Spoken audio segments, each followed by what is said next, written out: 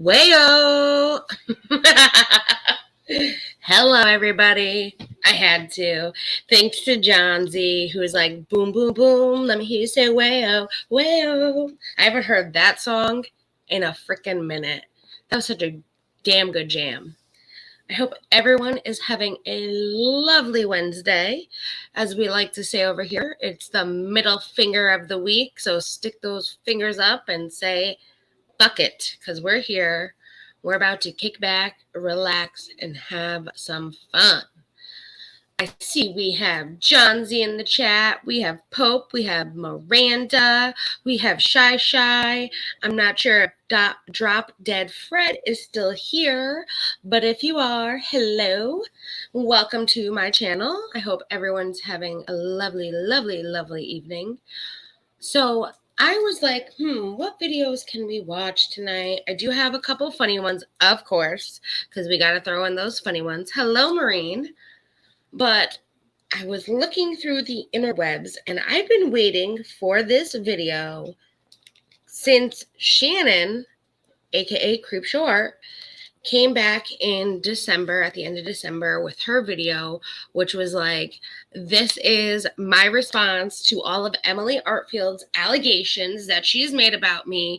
Only 8-9 months later, down the road, she did this video. And Emily had said then that she was going to do a response video. And we all told her she didn't need to. Hello, Chicago. Because what Creepshow Art proved in her video was absolutely nothing, number one. And number two, that she indeed was stalking the crap out of Emily. She had photos, clips, things from Emily when she was in middle school. Her live journals. Oh my God, I haven't looked at my live journal in years. Dead journal, that was another one. She had all of that. That only proved one thing, that Creepshow Art was indeed, probably, allegedly, stalking Emily Artful. Now, we don't know for a fact if this is everything that's happened, that's been alleged, is actually what happened. But Shannon she never took accountability for what she did with the wall cow stuff. It was deflection right there. She never said, I'm sorry if Emily felt this way, because from what Emily has showed us, she's really freaking hurt. She's hurt. Well, I'm glad that Emily put out a video, and she did this yesterday, but the video is called I'm Done, Shannon. So I'm not sure if she's saying, I'm done. Thank you, Shannon. You did this to me. Now I'm done. Hello, Truffle. Or if it's like, I'm done, Shannon. I'm coming after your ass. Either or, I hope she gets justice. But we, tonight, are going to look at some of this video, if not all of it. It depends on what you guys think. Shannon is a lunatic. That is for sure. I mean, I always had like this kind of side eye to Shannon. Like some of the things that she said and did just didn't make sense. But if she did all of this, that's insane. I mean, we got a lot of crazy people here on YouTube. The things that people do is just, it's insane. Like going after people's real life, calling the cops, making false claims, calling CPS on people. The things that people do over YouTube videos is absolutely insanity. Who the fuck does that shit? And I say this very nicely because literally, who the fuck does that shit? It's crazy. Hello, Pat. Our grandma is here. Yay. The living in the car thing, that is what grinds my gears. Lord. Yeah, because she wanted to live in the car. She chose to live in the car. She was fine. She didn't have to live in a car if she didn't want to. She chose. Going in the bushes while I watch and play Lily Garden. Not a problem, Maureen. You know, anytime you want to jump in, we're right here. But thank you. I'll sneak in some comments for you. Hello, Drop Dead Fred. I said hello before. I didn't know if you were here, but hello, welcome. I'm glad you're here with us. So yes, that is what we're going to go over tonight. We're going to go over the I'm Done Shannon video that Emily Artful put out for everybody. And we're going to pause, talk, discuss what we think. And anytime you want to jump in, tell me how you feel, let me know. I'll put it up and we'll have fun. So I have it all ready to go. You know me, I have it ready to go. And then normally something happens.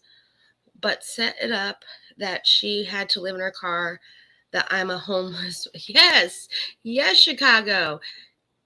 Lies, Johnsy. She did. She set it up like she had no other choice, that she was homeless. But come to find out, she wasn't. Even all the lolcow stuff, like her talking about her friends horribly, and she's sitting there kissing her ass of her friends, and in the next breath sitting on a website talking shit about her friends. It's just craziness. It's crazy. Hello, Chronic. I'll be in and out getting my Olympic fix. Oh, Truffle, I'm jealous. I do know, well, I have right now, of course, you know, I got my Real Housewives on in the background on mute, so you guys can't hear it.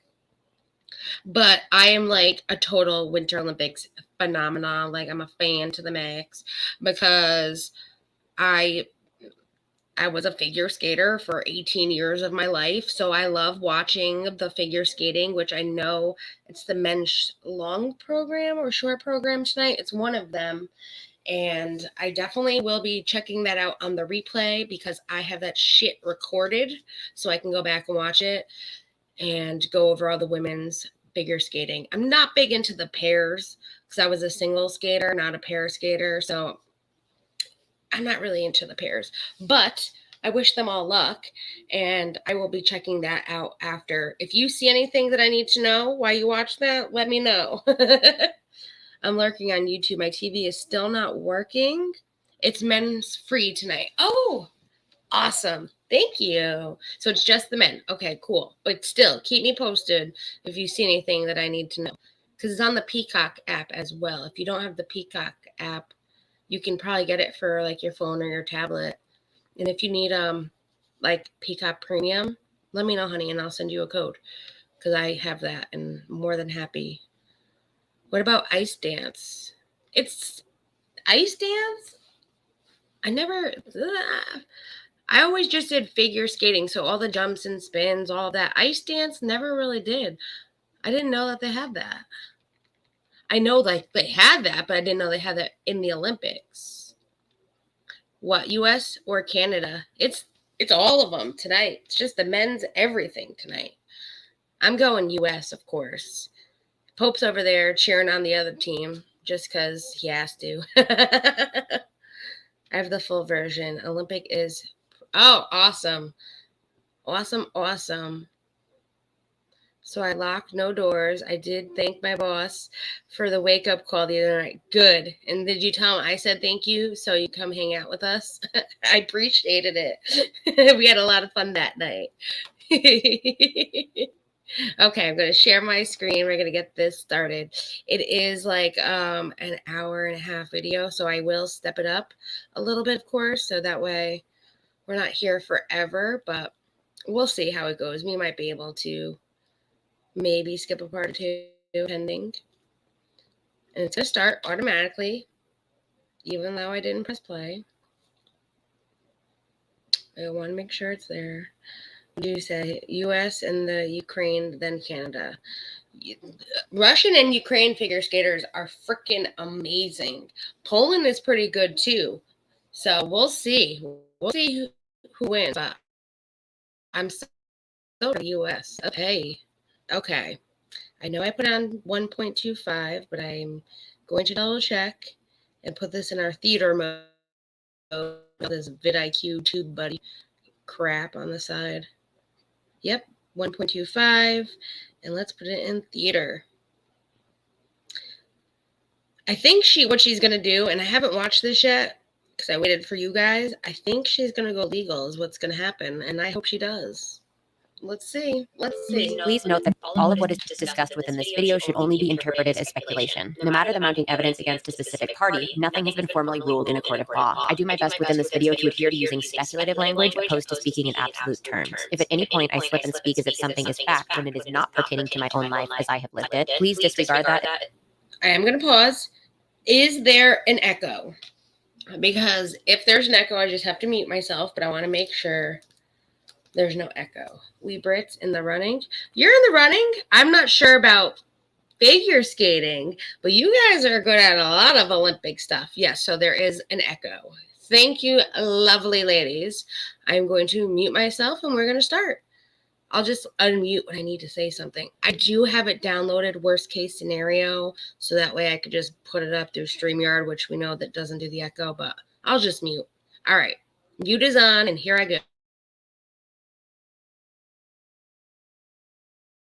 Is simply human error. Also, please note that the vast majority of the script was written and recorded within a week of Shannon's response being released. I'd made a few connections and discoveries that other creators have since made after my main recording was already finished. If I do not give credit to a piece of evidence, it's only because it was already included in the initial recording. I've made sure that any subsequent discoveries made by a third party and not by myself are properly credited within this video and within my description. I had to make a lot of edits, inclusions, and addendums because more and more information started coming to the surface. Thank you so much for your patience, and let's get into the video.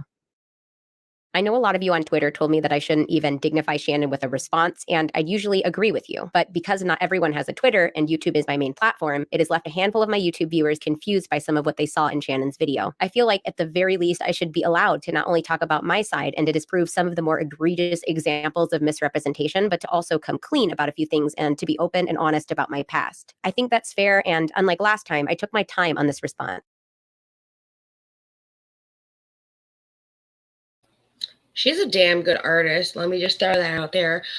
Also, so I still think she doesn't need to do a response, but I get the whole wanting to cover, cover yourself, cover your audience, because people don't have Twitter, and you want to say, listen, this is all a bunch of bullshit. I just hope, she's okay with everything in the end. She doesn't need to do this, and I know she said she did this a week after Shannon's video, but sometimes you need to wait a little bit. And I think, not saying this is what Shannon did, but Shannon waited 9 months, however long it was, before she did her response video, because there was a lot of videos done and a lot of allegations, a lot of this, that. Sometimes you need to wait for the evidence and all of the videos and claims to come out. Hello, Timber. Before you can do a response. So a week after, I probably would have waited 2 weeks, maybe 3 myself, especially with all how heavy these allegations are. Okay, back to the...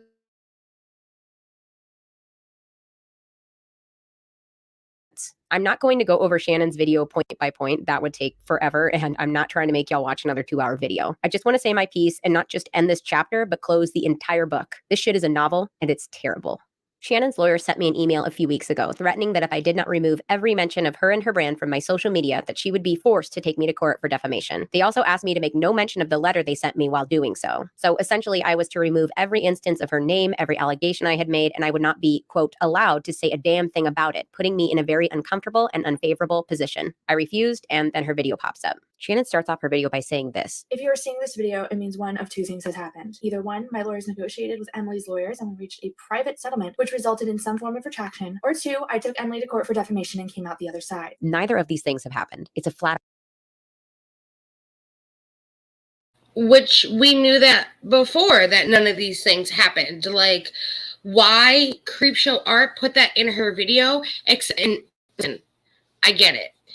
But it takes literally maybe tops 10 minutes to clip out that first little part and add something else in there in its place, instead of saying, well, we either took her to court and we won, or she got sued. Come on, Shannon. You look like the fool by doing that. You look like the fool, not Emily. And to kind of intimidate her with that is pathetic. It's pathetic.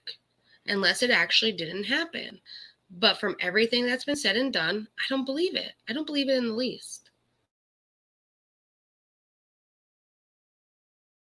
Out lie. I have no idea why she chose to leave this in, but I'm kind of glad she did because it gives us a peek into what was probably her overall plan. In the letter that was sent to me by her lawyer, and don't worry, I'll get to the lawyer in a minute. Her lawyer states, if you publicly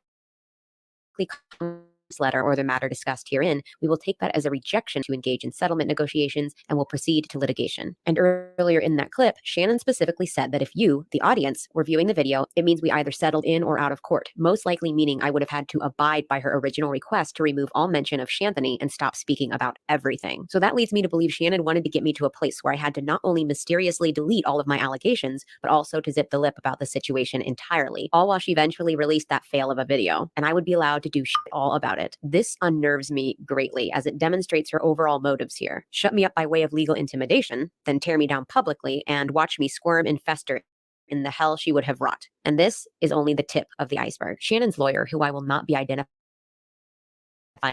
publicly, belongs to one of those law firms that specializes in things like removing negative reviews, removing unfavorable articles, and exactly like I said, intimidating her to think that she needs to shut the hell up.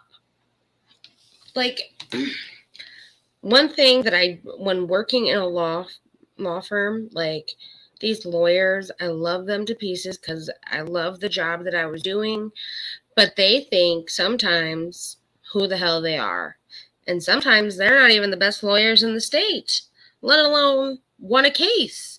So it's like an intimidation factor. It's like they're too big for their britches kind of thing. I don't get it. But a lot of lawyers are that way. Not every lawyer, but a lot. And they think that they can just send a piece of paper and scare the shit out of other people. I think it's pathetic. It's not good word. Just call the person a dirty bastard. I love you, Shy. All right, let's get back to it. I love what she's painting. It's very light, and I think it's going to be beautiful by the time this video is done.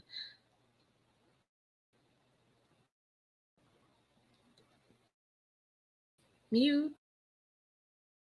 Their clients control the narrative about their brand and business. It seems to me, just by going over their website and like their client reviews, that their main tactic to controlling the narrative is by way of sending long and threatening letters to scare people into removing their reviews or posts or what have you. It seems like most of the time, this is all it takes. It seems like what happens is that the clients pay a flat fee to co-write a scary legal letter to their detractor. The detractor doesn't want to go to court, so they give in. I refuse to do that, and I think Shannon, now having no real recourse because I don't think she wants to go to court either, she threw a temper tantrum and said, you know what? Fuck it. I'm taking this bitch down with me. And then she posted her video. This is further evidence by the leak of her original unedited Google document. This unedited document is most likely authentic as it references a private transaction between Shannon and Skittles Juice, an artist she had commissioned in the past, a transaction which Skittles Juice publicly proves took place. I'll get more into this unedited Google document later as it reveals several very suspicious pieces of evidence. In the letter I received, Shannon alleges that I was the one solely responsible for her having to abandon her YouTube channel, thus losing her primary source of income. I think most people can agree it was not my allegations alone that ruined Shannon's reputation, but the way she chose to handle them. People were already suspicious about the way she handled the leaks, as her story, as we now know, was a complete lie. After I came forward, Shannon... It always takes forever to pause. Welcome back, Chronic 2, by the way. And I do have the unedited Google Doc from Shannon, which was way over 90-something pages. It was like 120 or more. I forgot exact number, but I have it. And then I have the edited Google Doc. So when Shannon, that was a big thing, people couldn't find it. She had posted it in the description. That didn't work, but underneath in the comment section, she had posted right there the actual link that worked. So if you ever go to Creepshow Art's page and you want to look through this document, because I'm not showing this document, but if anyone wants to look through it, I can send it your way. If you want to go to Shannon's video and get it yourself, it's there. It's just in the comment section. It's not the link in the description. But yeah, there was a lot of bullshit in that Google Doc, and a lot of the same shit repeated, and overanalyzed to the max, because that's what Shannon does. So, I have tried to So I have my mute and then pause going at the same time. So let's try this again. Shannon made a number of social media missteps, if I can even call them that I feel are much more responsible for ruining her reputation than just my allegations alone. Yes, disappearing off the face of the internet was not a good move, but she had a lot of heat coming down on her all at once, so I don't think that alone had much of an impact on her reputation as some might believe. Telling her friends not to defend her was also quite strange, but not within the realm of unbelievability because, as we've seen in the past, when Johnsy, where have you been the last year? No, I'm just kidding. What did Shannon do and who is Shannon? All right, really quick. So Shannon, aka Creepshow Art. Creepshow Art is the name of her channel. She was another YouTuber that does art kind of stuff on her platform and gives commentary to videos and issues and things happening, all of that. Shannon dates Emily, the one that we're watching now, her ex-boyfriend. So Shannon first started with lolcow, which is a website. It's a forum where you can post anonymously about other people, things, anything on the web, and stay anonymous. She was posting there, talking crap about all of her friends that she was really close to, while also praising herself, pretending not to be herself. lolcow caught on to this because of the IP address all being the same, and it's against their rules. And one of their rules say, like, if you do this, like, and we catch on, we will out you. And they outed her. They blasted it all. They put it all out there. All the comments, things that she said, and who it was. Then that's when Emily Artfield, the one that we're watching right now, posted a video saying, not only did she do this, she has been stalking me for a long portion of time. I want to say, oh my God, like 7, 8 years. It was a long time that she had been stalking Emily. And it all started when Emily dated Anthony, who is Shannon's boyfriend, fiance, whatever he is, Emily's ex. And Anthony kind of started it, and then when Creepshow started, or Shannon started dating Anthony, it kind of became the both of them and more Shannon than anybody. Horrible, crazy things, taking photos, texting her, threatening her, doing videos where she would like take some of Emily's videos and copy them like word for word and just make them her own. Just the craziest things to Emily. Literally the craziest. I do have videos on this, Johnsy, and I am more than happy to send them your way. But she probably will mention a whole bunch of what she did here. And I'll talk more about it with you later. But just know that's the background to this. Creepshow Art, aka Shannon, did. So Shannon left the internet for 8, 9 months, came back at the end of December with her response video saying, like, I've never stalked Shannon. I mean, I've never stalked Emily. And this is why.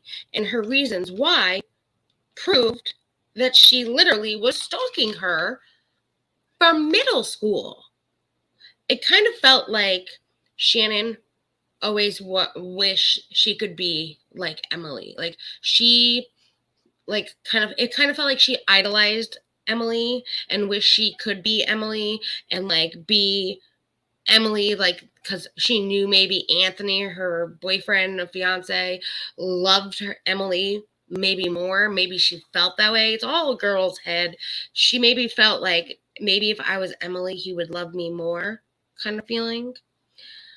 So that's the background of it. And for anyone else that didn't really know the background, that's where we're at right now. You're back, Pat? Awesome. Okay. It might have a little echo for a second.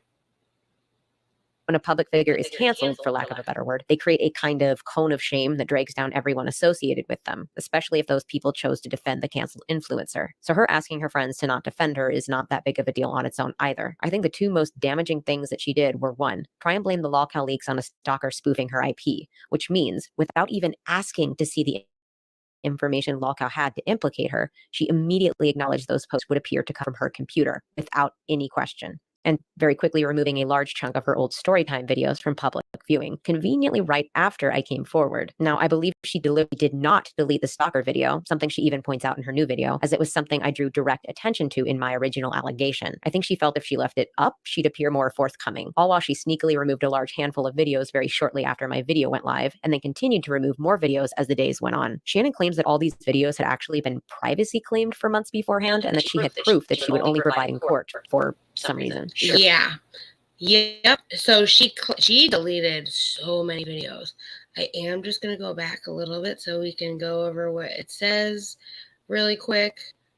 I'm just going to play it a little bit easier. Things that she did were one, try to blame the lolcow leaks on a stalker spoofing her IP address. That never happens. I mean, it's possible, but it didn't happen. Lolcow leaks on a stalker spoofing her IP, which means without even asking to see the information Lolcow had, I know there's an echo, guys. She immediately acknowledged those posts would appear to come from her computer without any question. And two, taking down very specific videos. And this is the part where I wanted to slow down. Very quickly removing a large chunk of her old storytime videos from public viewing, conveniently. Yes, and if you look at her, even with the TubeBuddy that we have, I've looked at it. It's like, oh, she goes up, up, up, and then boom, it drops. When it drops like this, that means videos that you once had were deleted. So all those views, all those hours, things like that you got from those videos are now gone. And that's a big indication that people delete videos. It happened to Trisha Paytas when Trisha deleted, 1,800 videos or some bullshit like that. Same thing. If you look at her chart, boom, boom, boom, and it's a big drop. Trisha's actually drops past this, and I'm like, how does that happen, that you get negative something? Right after I came forward. Now, I believe she deliberately did not delete the stalker. She didn't. The stalker video is still there. Her video, something she even points out in her new video, which that just went too fast, and I'm not going to read it. I can pause myself. We looked at all of what I wanted to look at real quick. Pause and mute. Was something I drew direct attention to in my original allegation. I think she felt if she left it up, she'd appear more forthcoming, all while she sneakily removed a large handful of videos very shortly after my video went live, and then continued to remove more videos as the days went on. Shannon claims that all these videos had actually been privacy claimed for months beforehand, and that she had proof that she would only provide in court for some reason. Sure, maybe one or two of those videos were privacy claimed. I can buy that. But why would all these old, very specific storytime videos have privacy claims on them? They were just her telling stories and drawing.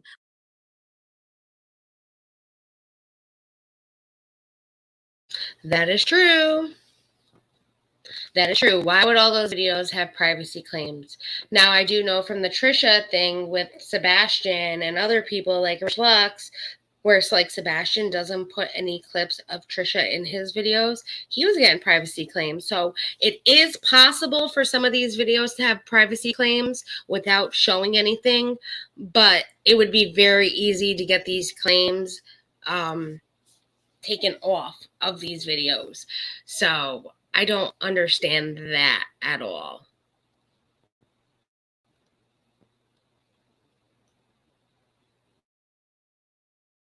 Why would something like that be privacy claimed? Especially since Shannon used aliases and changed identifying details within these stories. And why would these videos all happen to come down within a few days of each other if the claimant had been attempting to claim them months prior? And something like that is really simple to prove. If she was able to meticulously research my entire social media existence and flash it up on screen for the world to see, then why couldn't she just have quickly flashed all the privacy claims she'd received for those specific videos? What's interesting to note is people have suggested that Shannon purposefully butchered the links to some of my videos in her description to make it appear as though I was trying to sneakily delete things. Shannon heavily implies that the vlog clip she used of me walking around, incidentally not where I lived at the time, were clips from videos that I hastily deleted right before I came forward with my original video. This is just definitely not true, and she probably knows that. I want to be clear that previously I had actually misread my Social Blade stats when replying to someone on Twitter. I had initially seen this chart of my channel's overall video view growth, not realizing that there was a much more detailed chart on a different part of my Social Blade page. And initially I was racking my brain. I'm like, what video, what 1.2 million views did I delete? And then I remembered I actually privated a video, and here's proof that I privated this video on June 1st, which is actually one whole day before the lolcow leaks even came out. And I know the timing seems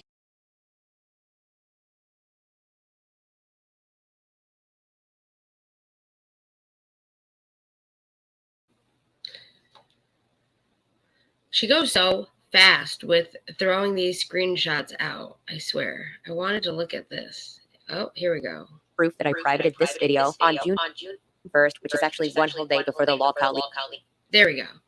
And this is the stuff where it just explains that with nearly 500,000 subscribers, Creepshow Art, whose first name is Shannon, had made a name for herself in the YouTube commentary community, a major category to the platform in which creators offer their own analysis and opinion on news, politics, YouTube drama, and other stories. Shannon has not shared her last name publicly. On June 2nd, a moderator from lolcow on an online gossip forum where users post anonymously about influencers outed the owner of the account that they claimed belonged to Shannon.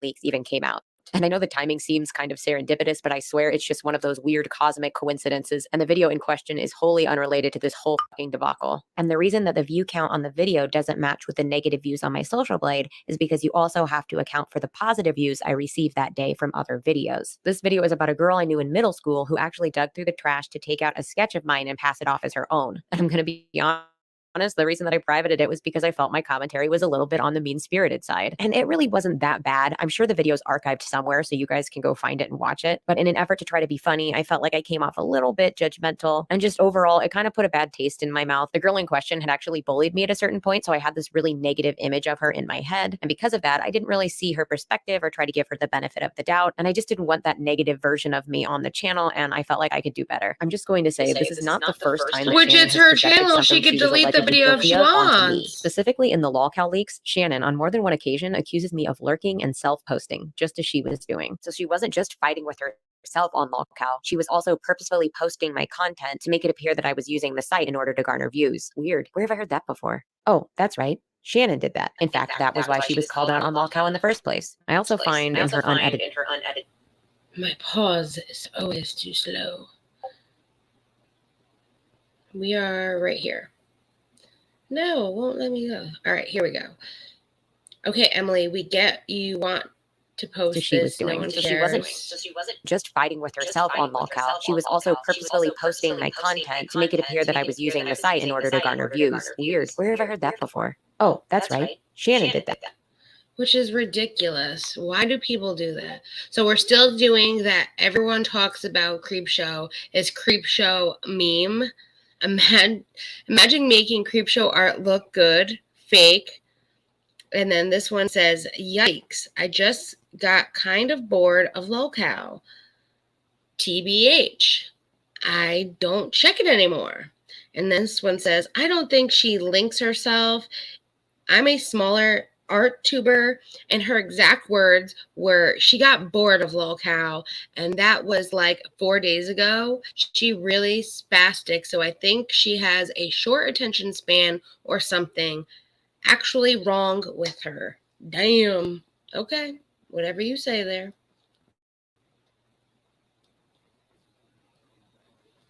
That. In fact, that was why she was called out on lolcow in the first place. I also find in her unedited document, she talks a lot about how she thinks after her video comes out, I will either try and deflect blame, play the victim, try and delete evidence, or, and this really kills me, she said that I created a false narrative so that no matter what is said, Shannon would still be the bad guy. Does any of this sound familiar? Creating a false It's called narrative? trying Like to taking all the manipulate horrendous the harassment and abuse that situation. was done onto me and turning it into her own personal That's what sob story, Shannon was a sob doing. story that she posted not 3 days after I briefly mentioned having a stalker on my Twitter. That made it so if I ever tried to speak out about what happened to me, people would accuse me of lying because, hey, that's the same thing that happened to Creepshow art. Huh, that does sound familiar. I feel like all that Shannon's video proves is that this woman has stalked me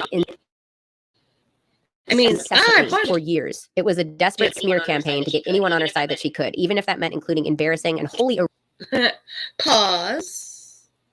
I think it's fine. Yeah, no, she's deflecting and she's trying to manipulate the relevant situation. information, a lot of which I've spoken about publicly before. Half of the... There we go. Now it's paused. Yeah, she's manipulating, deflecting from the situation at hand, and trying to one-up Emily by saying this is what she's going to do. Well, yes, when you are an actual person that likes to manipulate the situation and deflect, you kind of know what you're going to do. And when you do that, someone that's an actual victim looks like a fucking idiot. And she tried to make Emily look like she was the one doing all of this when actuality it was Shannon. And Drop Dead Fred said, yes, I will. And then stick my hands in it and then do a handstand and walk in your house and walk with poo on your clean white carpet that blocked off.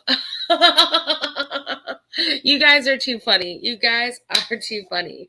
And then Johnsy said, the word you just said is really offensive in the UK. What is? Which one? Spastic? In UK, spastic is offensive. Really? Well, I'll have to note that because I actually got into a fight with one of my friends, Dom, because he was saying something and I was like, well, just because that's a word that they use over there, it's a term over here that's really, really mean and offensive. And like, you just don't say it because it's okay over there. So, I mean, if it's hella offensive, okay, you're going to have to talk about this to me later because I will try my hardest not to use the word spastic if it's that offensive. I mean, yeah, I hate that word in general because for some reason people like to use that word to say someone is crazy when they have no clue who this person even is. And if they even think that they know a person because they were friends with them for 9 months, you have no freaking idea who I am. People change, people grow, and people learn from the mistakes of being friends with them that they have no idea who I am. And saying someone is crazy or spastic, which I'm going to use that word one last time, is just a defense mechanism to make themselves look like they are not crazy and that the shit that they're doing isn't crazy, but the shit they are doing is actually crazy. Just saying. If people actually looked side by side at what people are doing, they'd realize they're wrong about me. Just like they'd realize that right here, the situation on hand, that Creepshow Art was trying to deflect, manipulate, and she's the actual crazy person in this, not Emily. Okay, back to the video. Quote, evidence she supplied was from long past deleted or defunct accounts and videos, things she would have had to archive when they were first available. She took posts I made as a child, a mentally ill child that was going through constant and drastic psych medication changes, evaluations, as well as multiple misdiagnoses. And she used this information to attempt to smear me now as an adult. Because as we all know, the things we do as children directly relate to the kind of adult we will become. So if you were dramatic on the internet when you were 12, then that must make you a liar as an adult. Sorry about the heavy sarcasm there. It's just such a ludicrous notion. The YouTube channel Kpopmultistan made a fascinating discovery of this really interesting clip from one of Shannon's past videos. I believe the following clips just showcase how double-faced Shannon really is. And the funny thing is, it is her own word. It's fucking wild how people treat this literal child online. Like, there is a creator who is literally 14, who people want to call every name in the book because she acts like a creator who is 14 years old. She is 14 and people are having post threads about why she is the worst person in the world. And I'm just sitting there like, that's a child, guys. People often forget that pretty much until you are about 25, your mind is in a constant state of flux and you are constantly learning and changing and growing into yourself. People act like who you are and what you posted when you were 13, 14, 15. Like that represents you for the entirety of your life and that you are going to stand by it to the end of the world and you aren't going to be and act like a hormonal person who is being ravaged by puberty and how terrible that shit is. Back when I was 14, I was writing a story, a full-on 30-page story about being Gerard way and made up an entire life where me and Gerard were together. And yes, at some points that story did get steamy. Now, some parts of my very stupid teenage hormone-fueled brain knew that I shouldn't share that story with the world because I would be made fun of until the cows. This is Shannon deflecting from what actually is the point of everything that Emily had said in the last previous 2 videos and trying to make Emily look like she is the insane person and that she is the one who in fact made up all of these lies and allegations, and it wasn't true. But reality is, it's Creepshow art right here, right now. And people that are 14, just because you are writing articles and making a false fantasy with Gerard Way from My Chemical Romance, like, doesn't mean shit. And you knew better enough not to post it? Okay. Well, some 14-year-olds don't. It's called living and learning from your mistakes. And people do that. So even though you might have, she's not going to know any better, if that, at 14. We all live and learn differently. Why do people always categorize everyone thinking that, well, just because I knew better at 14, she should have known better? Hell to the no. Everyone grows and learns at their own pace. It's just a way to deflect from the actual problem at hand. And that is what Shannon is doing. And trying to make Emily look like she's crazy. Let's be honest. That is what she's doing. She's trying to make Emily is crazy. And Johnsy, Mr. Pope, sent me a whole long article on what the word means and why it's offensive. So I will be definitely checking that out after the live word. Okay, used against disabled people with learning disabilities. It's similar to how you guys use the word "oh." Okay, just to give you a thank you very much. I appreciate it. Now the best word from the UK is ball bag or wallpaper. I don't know if I want to know what those words mean. I know what wallpaper means, but it's probably wallowpaper. Wallowpopper? Oh my God, I know I'm not saying that right. Walloper. I'm going to have to look those up because you're probably making me say some really like crazy things, knowing you. Knowing you. Wallopper. Okay. I trust you right now, but I'm definitely going to check that out because I have a feeling you're making me say some dirty shit over here.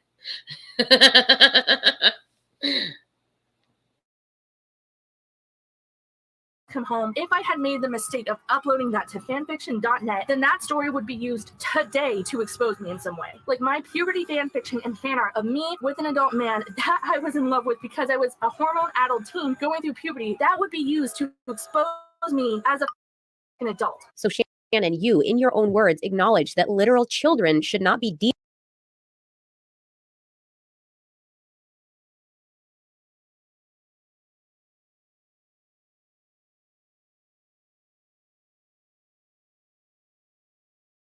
We had a commercial, yay, and we missed it, yay.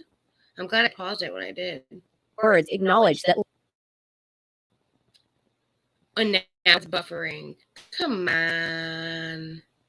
literal children should not be demonized and labeled as terrible people for making a mistake because their brains are still developing. She uses a cringy fixation I had on my teacher when I was 13 as a way to set up her scene that I must be an awful adult. Although she supplies absolutely no recent examples, not one, of any toxic or negative behavior. As anyone who's been on incompatible psych meds or have gone through complex trauma can tell you, these things can turn your brain to absolute chaos. And it worsens further if you are a hormonal child struggling to find a sense of stability in your world. Not only that, but one of those medications I was taking back then, Abilify, which I was taking in high doses for many years, actually came under legal fire multiple times for causing thousands of its consumers to develop gambling and sex addictions, as well as a myriad of other compulsive behaviors. In 2016, the FDA even put out a drug safety warning for Abilify, noting that its consumers might experience, quote, uncontrollable urges to gamble, binge eat, shop, and have sex. Now try giving a high dose of that medication to a prepubescent child and see what happens. Clearly, I was already dramatic and cringy. I didn't need a medication to boost all of that. Obviously,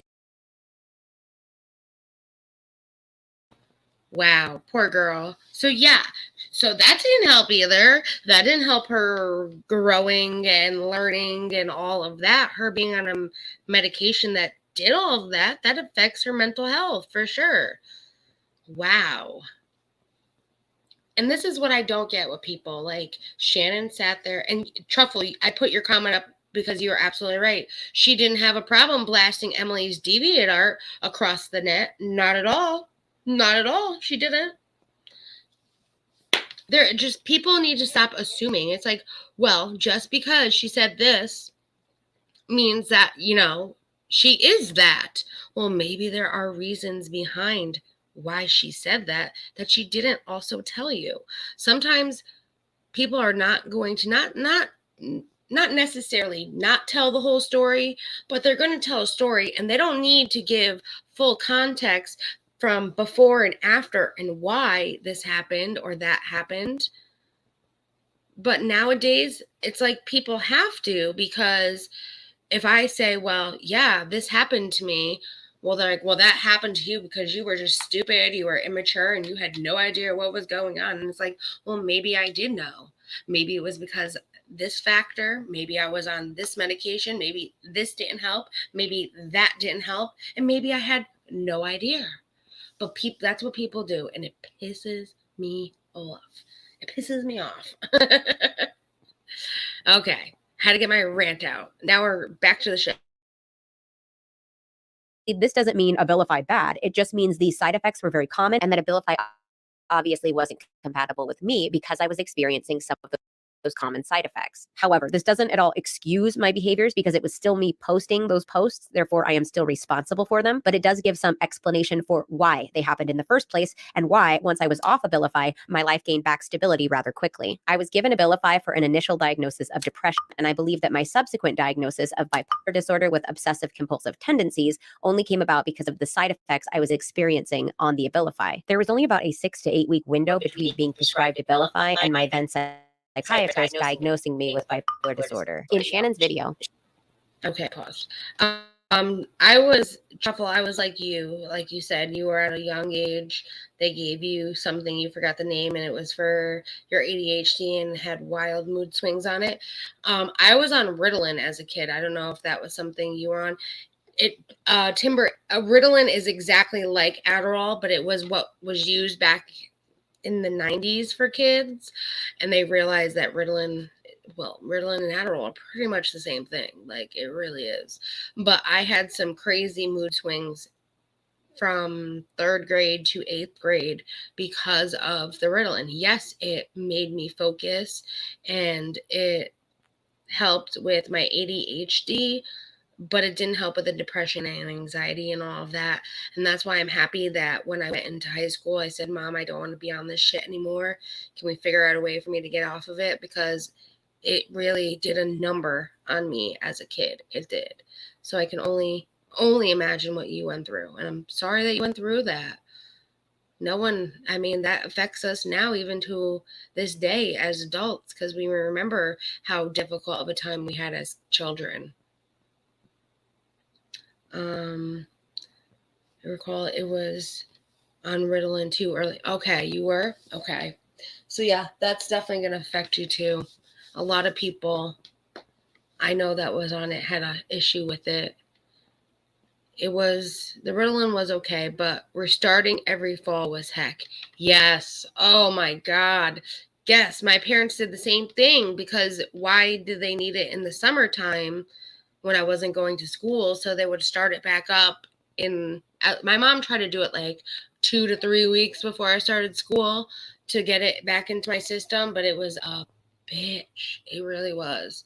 It was the worst feeling as a kid, getting back on it. And then even coming off of it, I didn't realize it at the time, but I was having withdrawals from it as a kid, not knowing.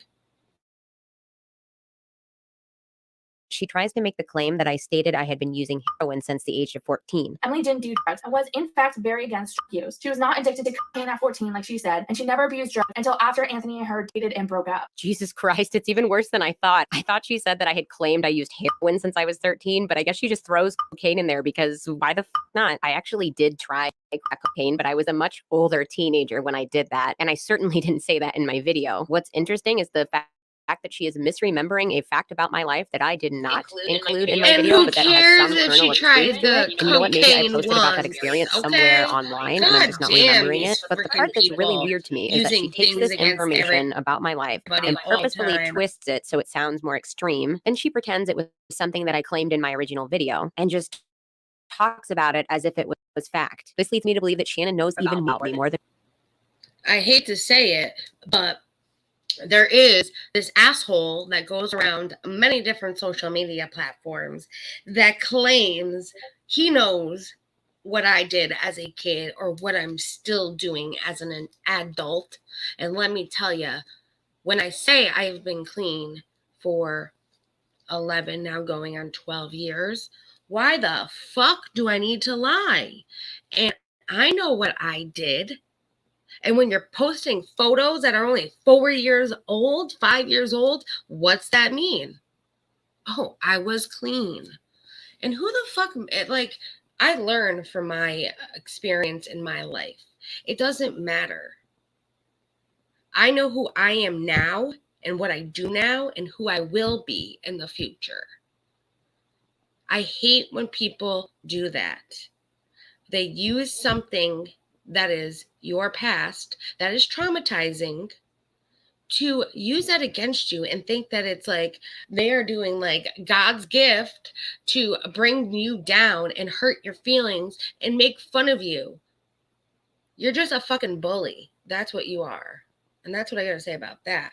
But that's what Shannon is doing with Emily, is the exact same thing. She's making a false claim to look like Emily was the worst person alive. And Emily just states, yeah, I did it one time when I was an older teen and like nothing, like she never did it again. She didn't have to say that. But because claims are made, now she has to explain herself. And I'll just let you know right now, all those claims this asshole is making on me, half the things he listed, I've never even fucking put near me. Never. So he has no fucking idea who I am, just like I have no idea who he is. But the only difference is I'm not making false allegations against him. People need to shut the F up and leave people alone. If you don't know someone's life, you should not be commenting on their life. You can comment at what they're doing on YouTube, but you should not be going after things that are happened or have happened in their life. Who the F are you? And I'm preaching now for a minute. I'm sorry. As long as you stay true to yourself, who cares about those a-holes, or as we say, ass lamps? Exactly. I don't. It's just the fact that, like, you know, Timber, I take what I do very seriously. Like, maybe some people don't give a rat's ass about their YouTube channel, but I care. I like to have fun with you guys. It's my community where we like to have fun together. This is for all of us. And to paint somebody as a nasty human being that is on drugs is just cruel. It's low and it's manipulating. It's abusive. And it is just the bottom of the barrel. But the sad part is people believe this shit. That's what is upsetting. That people believe the shit that is spewed out of this ass lamp's mouth. Without proof, you should not be believing a goddamn thing anyone is saying unless that person has said it themselves or you have the evidence to back it up. And I think a lot more people need to try that. Just like this whole situation. You know, Creepshow Art had a lot of fucking evidence thrown out there all over the place. None of it made any sense.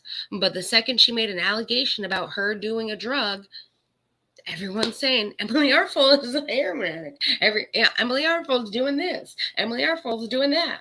Where are the claims to back it up? You had all the other claims. Where's that one? Oh, you don't have it. Exactly. Oh, yeah, people.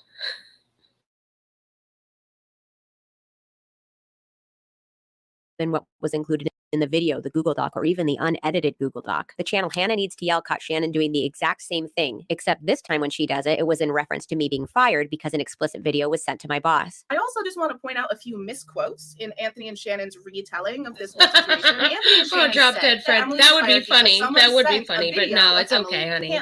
That is not what the fuck she said. Emily said that her company was sent a compromising video of her. Anthony and Shannon are the ones who said that that was a video of her camming. They try to say that Emily said this. They even put the word camming in quotes on screen to imply that they were directly quoting Emily talking about this. Emily stated in her video against me that someone posed as a client and sent an inappropriate video of her camming to her boss. But because she didn't start camming until 2014, a year after, we know that can't be true. But Emily literally did not say that it was a camming video. And send them a compromising video of myself. Anyway, actually in her unedited document, she brings up yet again that I had stated I was using drugs since I was 14, and then goes on to show a photograph of me when I was around 18, 19 without any track marks, using that as proof that I lied about my drug use. Well, first of all, Shannon, you can also snort and smoke heroin, so that throws your argument right out the window, and that's possibly why this unfounded claim, like many others, was scrapped from your final draft. But second of all, I never claimed I was using heroin since the age of 14. I claimed I had been abusing drugs since this time.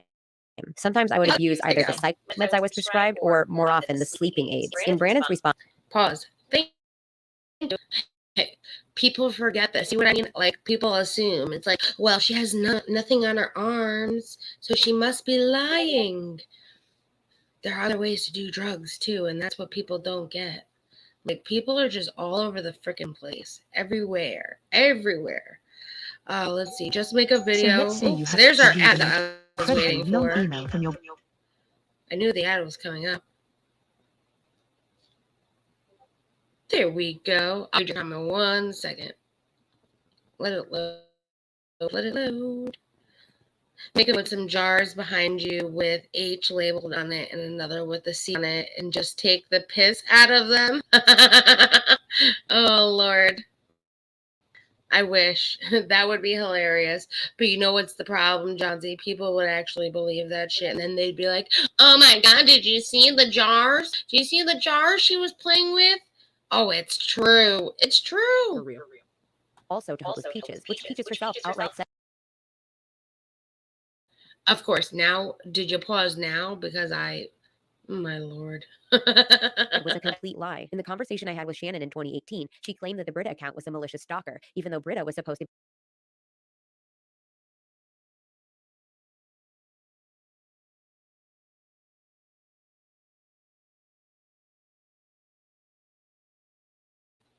I had to pause, and then I was fixing the quality because I swear, yes, that's Xylee. She took a part from Xylee's video.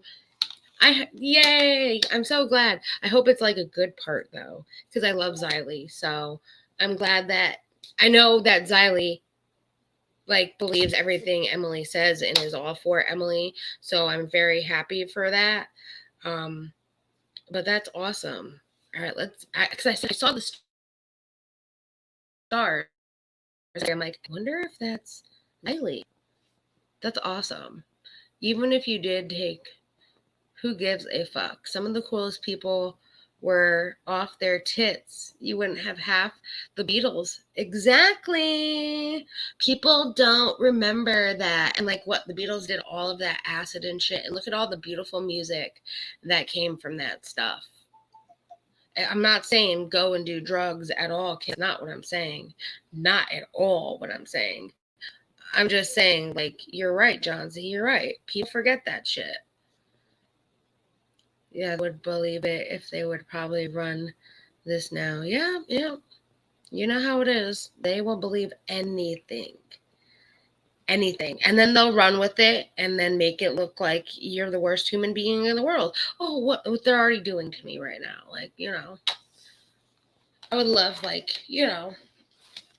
just people need to give people the benefit of the doubt and give them a shot. Look at the proof. Look at all the evidence that was given. And that's what I say all the time to like people that like say, oh, I'm so sorry about what he's done to you or this person's done to you. I said, did they ever show you any proof? And they're like, no. I said, so why did you believe any of the shit that they showed you? They're like, because I believed him. You can't believe anything anyone says now online, not even me. That's why I make sure when I say something to you guys, I have something to back it up. Like even when we talk about like YouTuber recap and like I said, oh, Keemstar said this on Twitter. I could easily say that and he never said it, but I like to show it to you because it shows the proof that what I'm saying is not being made up. It's for a reason. It's called, I want you guys to know that I have no reason to lie to you. And here's the proof to show that I'm not lying to you. I don't expect you still to believe me if I don't show you something. I expect you to go out of your way and look and see if the allegations or the things that I'm claiming is true or not. That's what everybody should do. That's what I do. Even if you're my best friend, I still check it out. I do.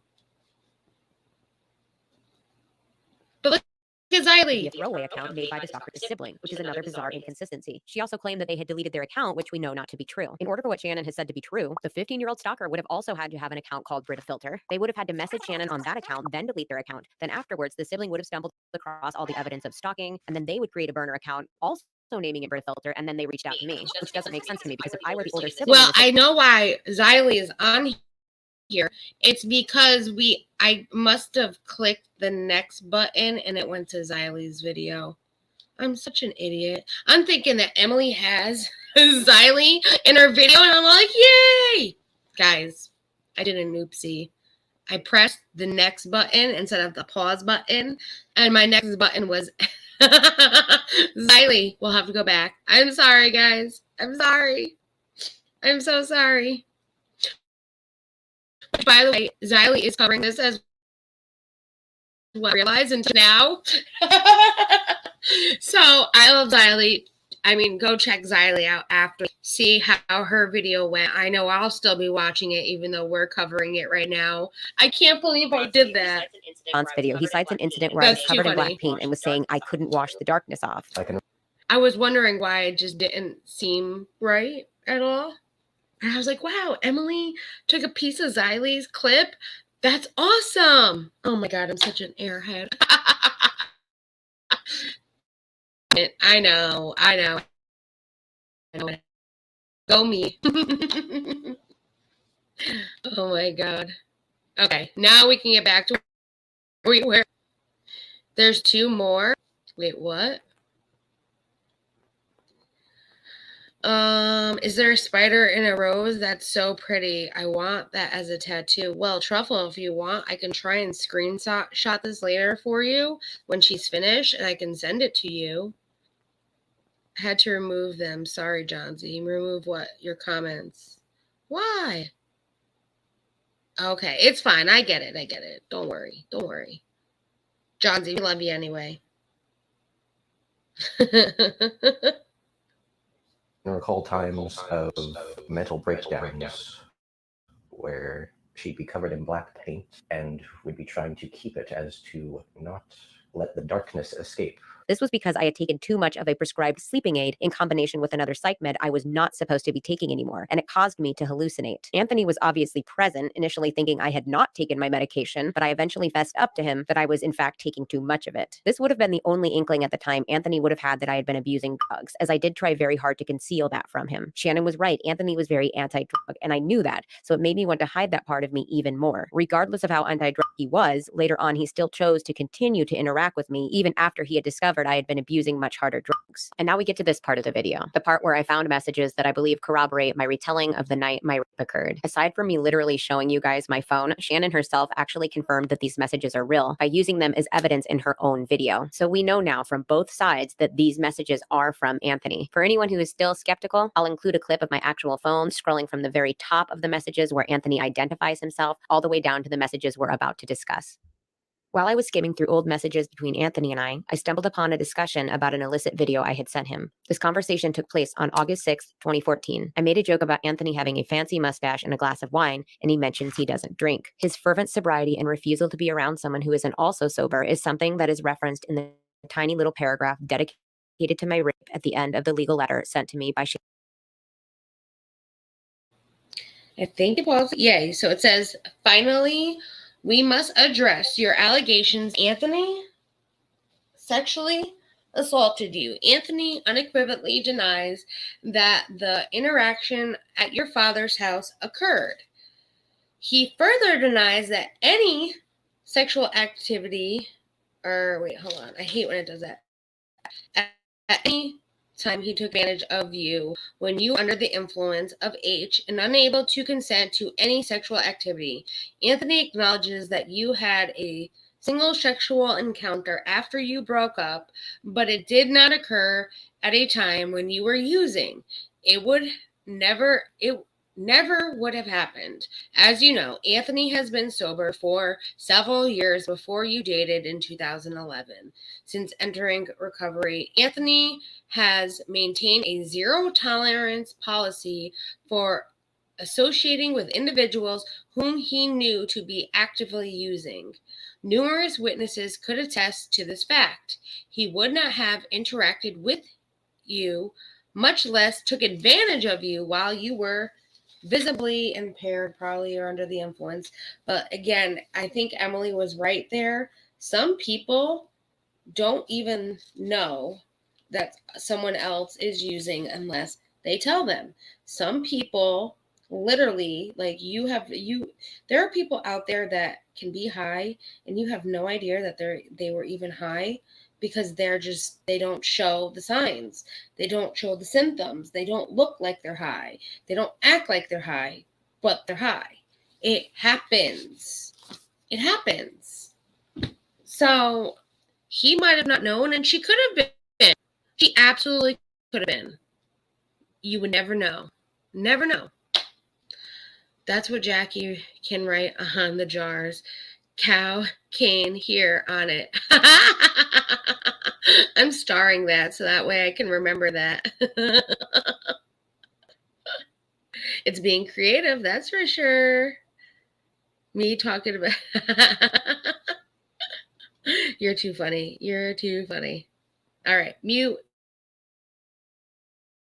Shannon's lawyer. So Anthony mentioning he doesn't drink does corroborate that belief, but only in a sense. 8 months earlier, in December of 2013, which is actually almost a full year after when I originally suspected the rape took place, I tell him that I've been drinking like a fool. And at that point in time, I would have been using heroin or Suboxone. Suboxone is a crutch drug to help people get off of heroin by mimicking its effects in the body while not giving you the addictive sense of intense euphoria. I even mentioned taking Suboxone in that DeviantArt journal that Shannon used in her video as evidence against me. Actually, I said I was prescribed Subutex here. Subutex is just like Suboxone, except it doesn't contain naloxone. Which I will go over that for just a second, because she's absolutely right. So the difference is Suboxone has a blocker in it, which even if she had used, it would put her in immediate withdrawals, where the Subutex does not have the blocker, but it still does the same exact thing. It just doesn't block it.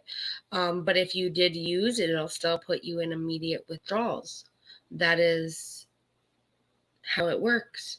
A lot of people don't know the difference. And when I came off of drugs, I did use Subutex to help me get off, and I was on that for a few years before getting off. And it's literally like a crutch to help you so you don't have bad withdrawal symptoms and you can get off of it. And it did a very wonderful job, and I can say that it helped me a lot. And if anyone's going through this now and they need advice, there's lots of great websites that I can refer you to if you'd rather just talk about maybe an experience. I do know Selfie Queen would be happy to talk to you. I'd be more than happy to talk to you. And there's always somebody there to talk to you if you need help. So don't hesitate, and don't listen to what all these freaking people have to say, because there are people that want to help you, especially if, you are going through something. And there are people that won't shame you or tell your story, and you won't have to worry about this, because there are people still out there that hold true to what people tell them and don't say a fucking word. It's just life. That's normal.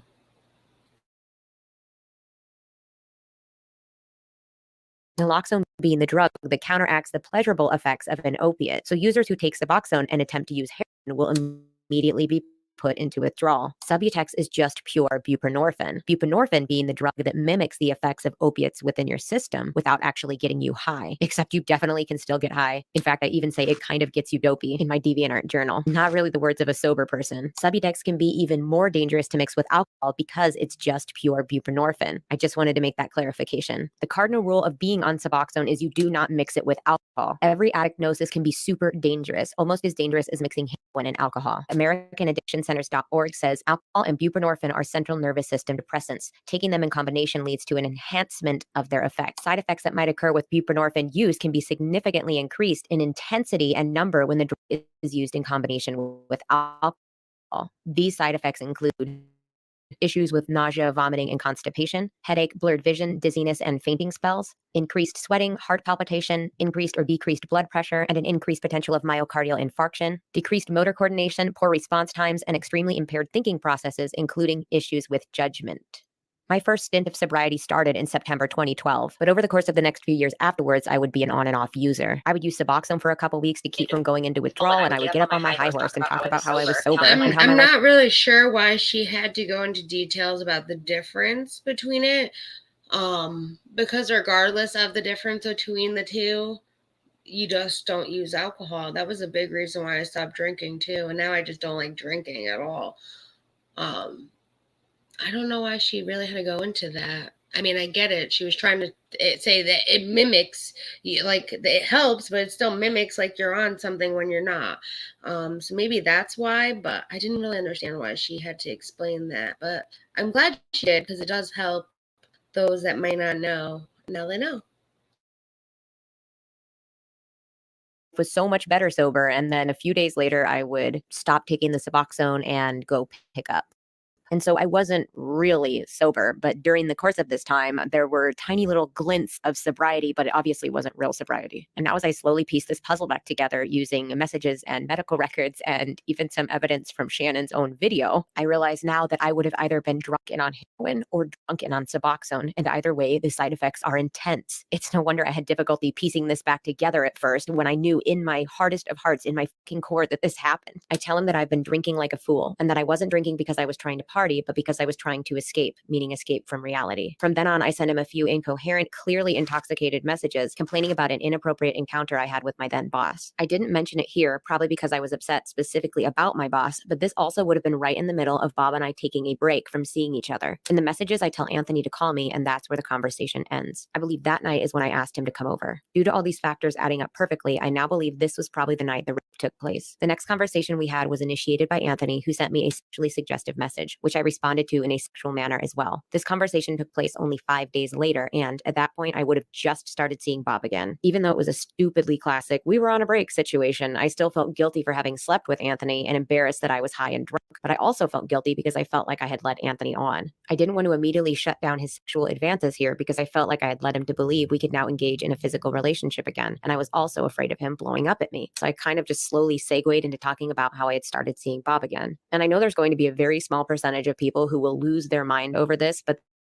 this was Anthony's choice. I was very clearly a total train wreck here. So many things were going on in my life. And although he denies ever being around me when I wasn't sober, these messages illustrate that that just isn't true. This man, by his own admission, was sober and sound of mind, and he chose to have sex with me while I was intoxicated and not in the right frame of mind. And Shannon can flap her gums all damn day and say that I'm changing my story, which is such an absurd notion, by the way, mostly because I have always asserted that I know the rape took place, but I do not remember the finer details of how it came to be. Because guess what? I was using drugs. I've said it before and I'll say it again. Heroin and similar opiates can cause you to forget pieces of information, but what it does not do is cause you to hallucinate and I feel like this is all so unnecessary. Like, everything that she had said in her previous 2 videos, I completely understood her. I got it. And this is kind of just, it's like a recap of her 2 videos. It's just reiterating the same thing that she has been saying. And I get it. I understand. And no matter what Shannon says, she looks horrible. There's nobody that is going to sit there and say, well, she's lying because Shannon said that she wasn't using when she was using. Like, there's none of that happening. I mean, I feel bad that she has to sit here and reiterate this, but there's no need for it. I get like when people feel like need to clear their name, they're gonna, but it's just, yeah, it's scumbag behavior for sure. Emily says, was nodding in and out during the encounter, and keep in mind, H commonly makes you forget things. It almost never causes people to completely hallucinate scenarios.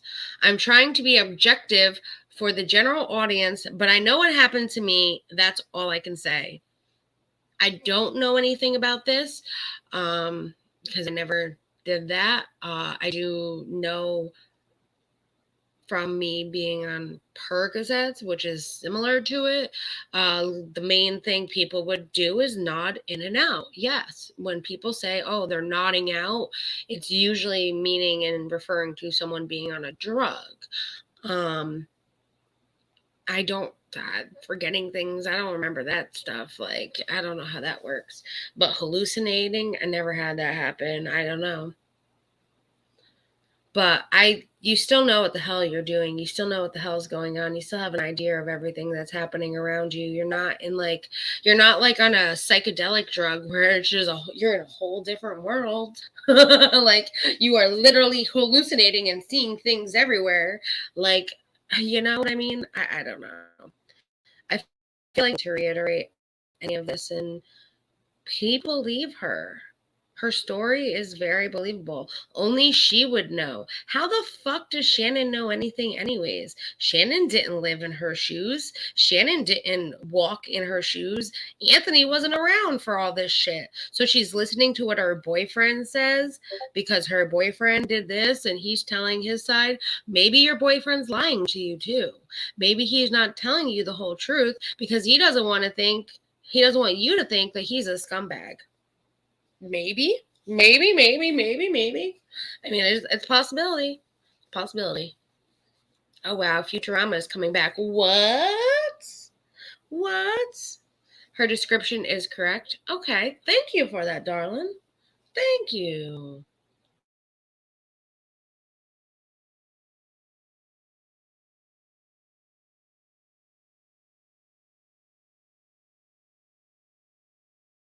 Advent scenarios. I've had to take a lot of time to read through all of these old messages, not only because there were a lot of them, but also because they were incredibly hard to read. They make me feel sick and sad. All I could see was a girl who thought she had to use her sexuality to communicate because that's all she thought she was worth. This was honestly the most traumatic discovery for me because up until now I thought I was just high on heroin, but I was also drunk. That was how low I was at that time, that I didn't care if I live or died. And you know what? Sure, finding these messages gave me more clarity. It corrected the timeline that I was so unsure of before. It put things into perspective, but it didn't make anything better. I still have to live with the knowledge that I was raped, something that for years I blamed myself for. I literally felt sorry for Anthony that he had to have sex with me like that. That is how little I thought of myself. As I read on in these messages, I can even see me like grasping at self-awareness, and I just see these little glimmers of hope that I wanted to change and be a better person. And I can see around this time, that's when I started to slowly pull away from Anthony, realizing that he was not a good influence on my life and that I needed to start making better choices. What's really upsetting is that Shannon just continues again and again to weaponize my mental health against me when she had no idea, not a shred of a clue of what I was going through at that moment in time. I just think it's weird she didn't stop and ask herself, not even once, that maybe something was going wrong in my life for me to act that way. Instead, she uses it as fodder for her video. You can obviously see through those screenshots that I was absolutely floundering at that point in time in my life. Because of my behavior, my relationship with my family, my friends, romantic partners would constantly fluctuate and go from rosy to pure turmoil overnight. Quote, wrong meds,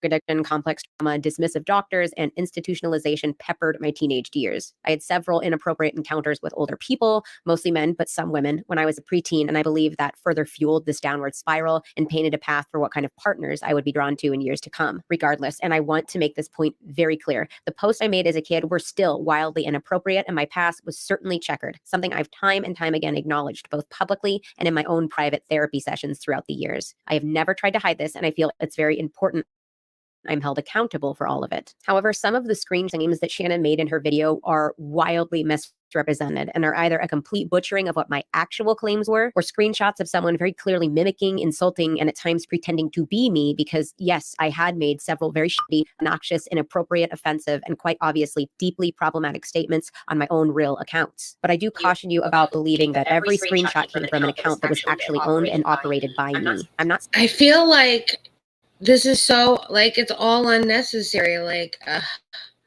I feel like she's just, I get it. Like, she wants to defend herself. She wants to reiterate things that she hasn't done. And what Shannon has said is not true. I understand this. I feel like she's, I don't know.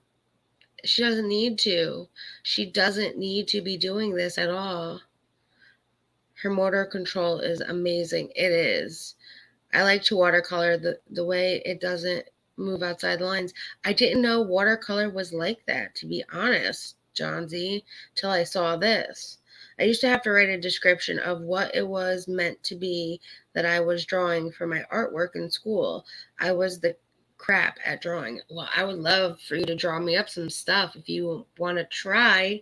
I know you say you used to be, but I need some help, and I will give you something that I want as a reference, and I would love for you to do that. Now, we've already been going. This video is going to be like 3 hours, and I don't want it to be 3 hours. We are at the half-hour mark, and we're only a half hour, like we're a half hour in and an hour and a half at this.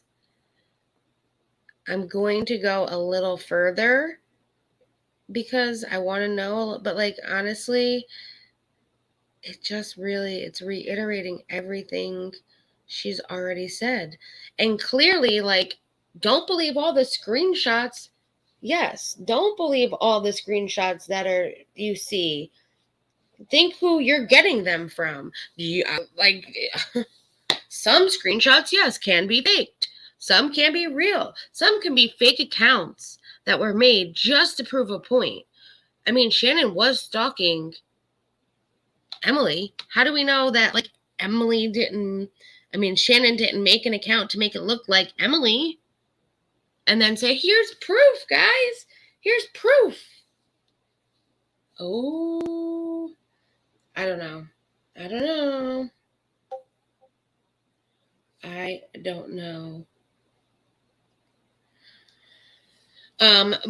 gonna, like I said, I'm gonna continue a little further. Like I said, I'm gonna to see what else is in this as I continue it for a little.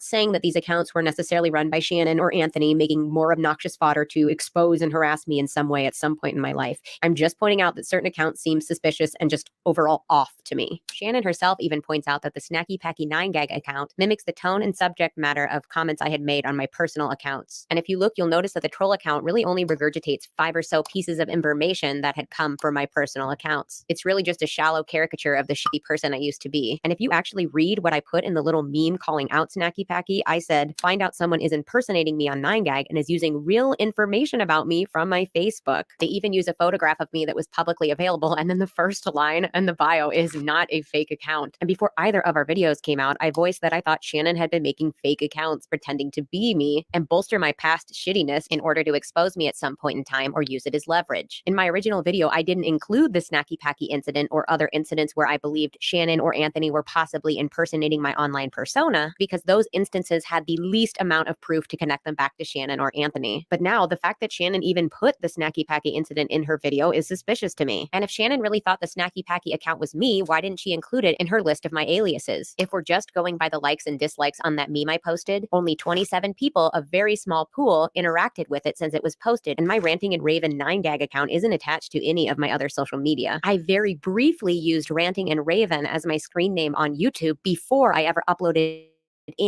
any content onto it. So Shannon would have had to have knowledge of that username in order to search for it elsewhere. This is not the first time that Shannon showed a username of mine where I had no idea where she found it. In her document, she includes a list of my aliases, as she calls them, and one of them is Emma Dilemma, and Dilemma is spelled incorrectly, which is a DeviantArt page I vaguely remember making, but has since been deleted or removed and cannot be found by searching for it on DeviantArt or on Google. For Christ's sake, I even resorted to using Bing and DuckDuckGo, and I could not for the life of me find this DeviantArt account. So that begs the question that if Shannon really only researched all this information after my video, I looked for it too. I looked for it as well. I looked for it though when Shannon put out the video, but I looked for it. I did find a bunch of these Emily Artful old Twitters, but I didn't find the DeviantArt. I didn't find the live journal. I didn't find any of those other things that Shannon had proof of.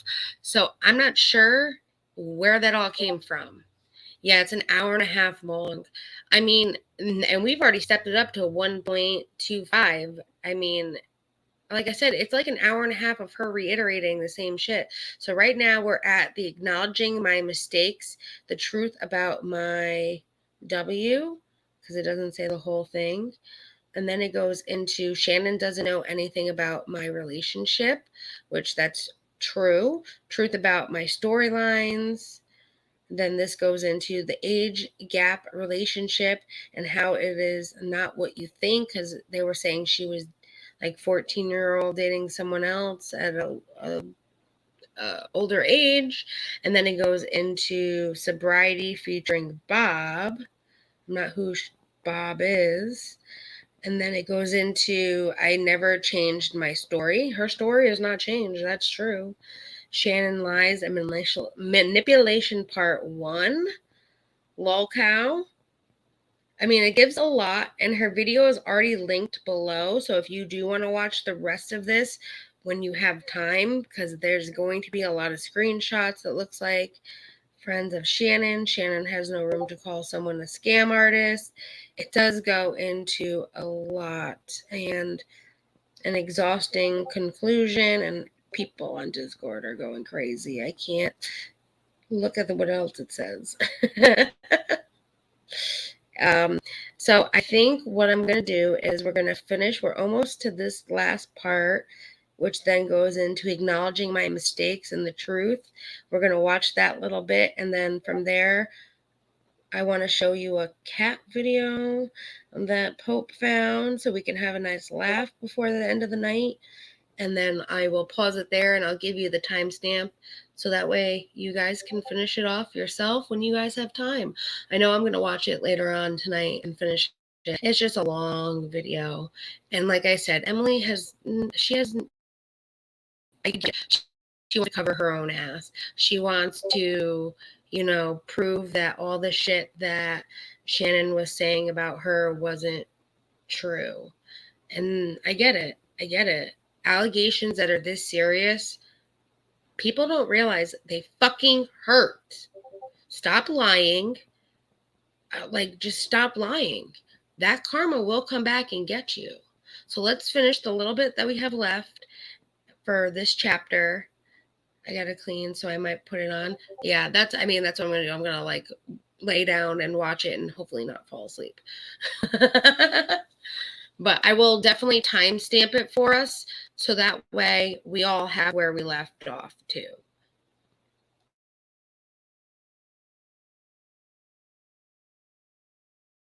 came out, how did she get those usernames? And it even begs the question, how did Ant get those usernames? Because when I search within our messages for either Emma Dilemma or Ranting and Raven, nothing comes up. I just find it weird because having a list of every single alias and username I've ever went by online is something that the Brita Filter account mentioned. It just seems really coincidental, but we'll get back to the Brita account later, I promise. This is all just food for thought. I was just super suspicious about this and wanted to get to the bottom of it. But regardless of all of this, I want to go back to the post that I actually made and say something about them. For the post that I did make, I'm sorry.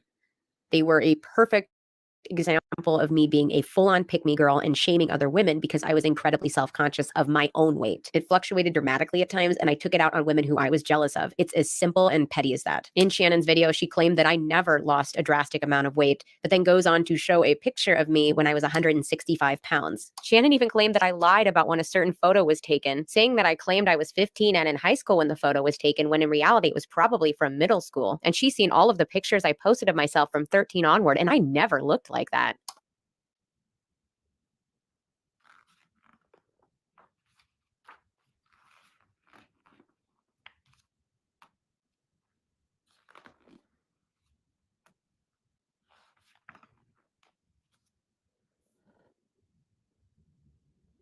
I'm going to show you my senior pictures side by side with what I look like right now. I'm 5'1", almost 5'2", and at my heaviest, I was 160, 165 pounds, and at my absolute lowest, I was 92 pounds. When I say my weight has fluctuated, it has fluctuated. And guess what extreme weight fluctuation is a side effect of? Certain psych meds and drug abuse.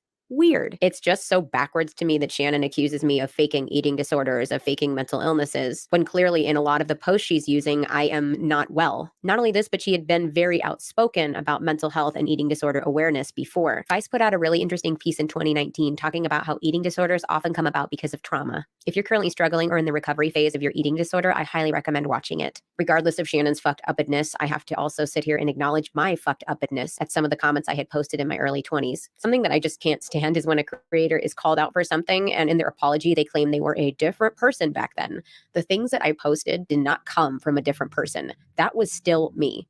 I have done a lot of work to scrutinize and analyze my past actions and to try and I agree. I agree. People don't get either. It's like, yes, the things that I have done in my past, I hold myself accountable for. I absolutely do. Who I am now is not who I was. The person I am now is completely different than who I was. I learned and I grew from all of my mistakes that I made to become the person that I am today. But I am still held accountable for everything I do. And yes, I gained a lot of weight on one particular antidepressant, and so this bothers me too. So the other day I saw something and people were making fun of my weight, saying that I was fat, I was chubby, I was this, and I don't know how to work out, blah, blah, blah, blah. That's how these people are. What they don't realize, because they're ass lamps, is that I was 110 to 120 pounds my entire life. And if you would like pictures, I have proof. What happened was I started getting seizures and I needed to get on an epileptic medication to prevent these seizures.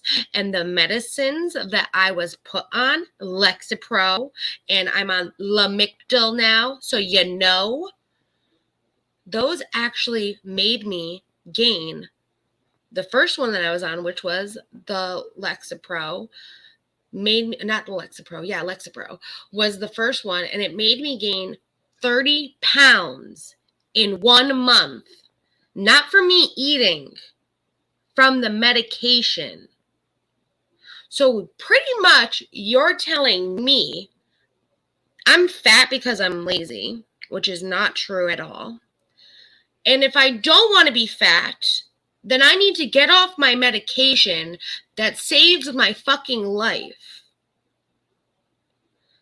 When I don't take my epilepsy medicine, I have potential to have grand mal seizures. And when no one is home, which is just me and my boyfriend and my cat can't really do anything, I could possibly die from having a seizure, which we all know they'd be damn happy if I was dead. Why? I don't know. I don't wish death upon these people. They automatically assume shit. And I'm so sick of people assuming. And that's what pisses me off. It's not what they say, not what they do, because honestly, I can give a rat's ass what they say and do. It's the automatic assumptions and then the mean girl mentality that they need to bully and harass people, and yet they feel the need that when someone does it to them, not me, but when someone does it to them, that they're the victims. Well, maybe don't do it to other people. How do you feel when it's done to you? You don't like it. Why do you think I don't do it? Because I have a fucking heart. I know it affects other people because it happens to me, and I don't like when it happens to me. It drives me insane. And people automatically assume, oh, she's just a lazy, fat fucking slob. No, that's not the case. Half the time I don't even fucking eat. And it's not because I'm trying to starve myself or anything like that. It's because I have no appetite. It's because of the medication that I'm on. The medication I have to take to save my life. So I don't have a seizure. So I don't have these issues. So I can be who I want to be in this life, which is nothing compared to you guys. Because I actually want to be something with myself. I actually want to do something with my life. But to sit there and make fun of people's looks and then cry when someone makes fun of your looks, maybe don't do it to other people, because karma is a bitch. And maybe these other people that are doing to you are trying to teach you a lesson. I'm not saying that's what's happening, but what you are doing is wrong. And what they're doing, yes, is wrong too. You're both equally wrong. Just don't do it.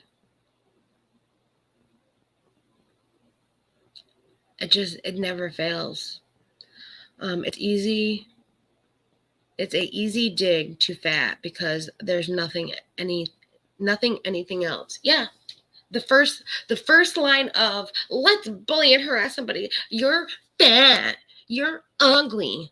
That's them being toddlers, being in high school, not knowing what the hell else to say.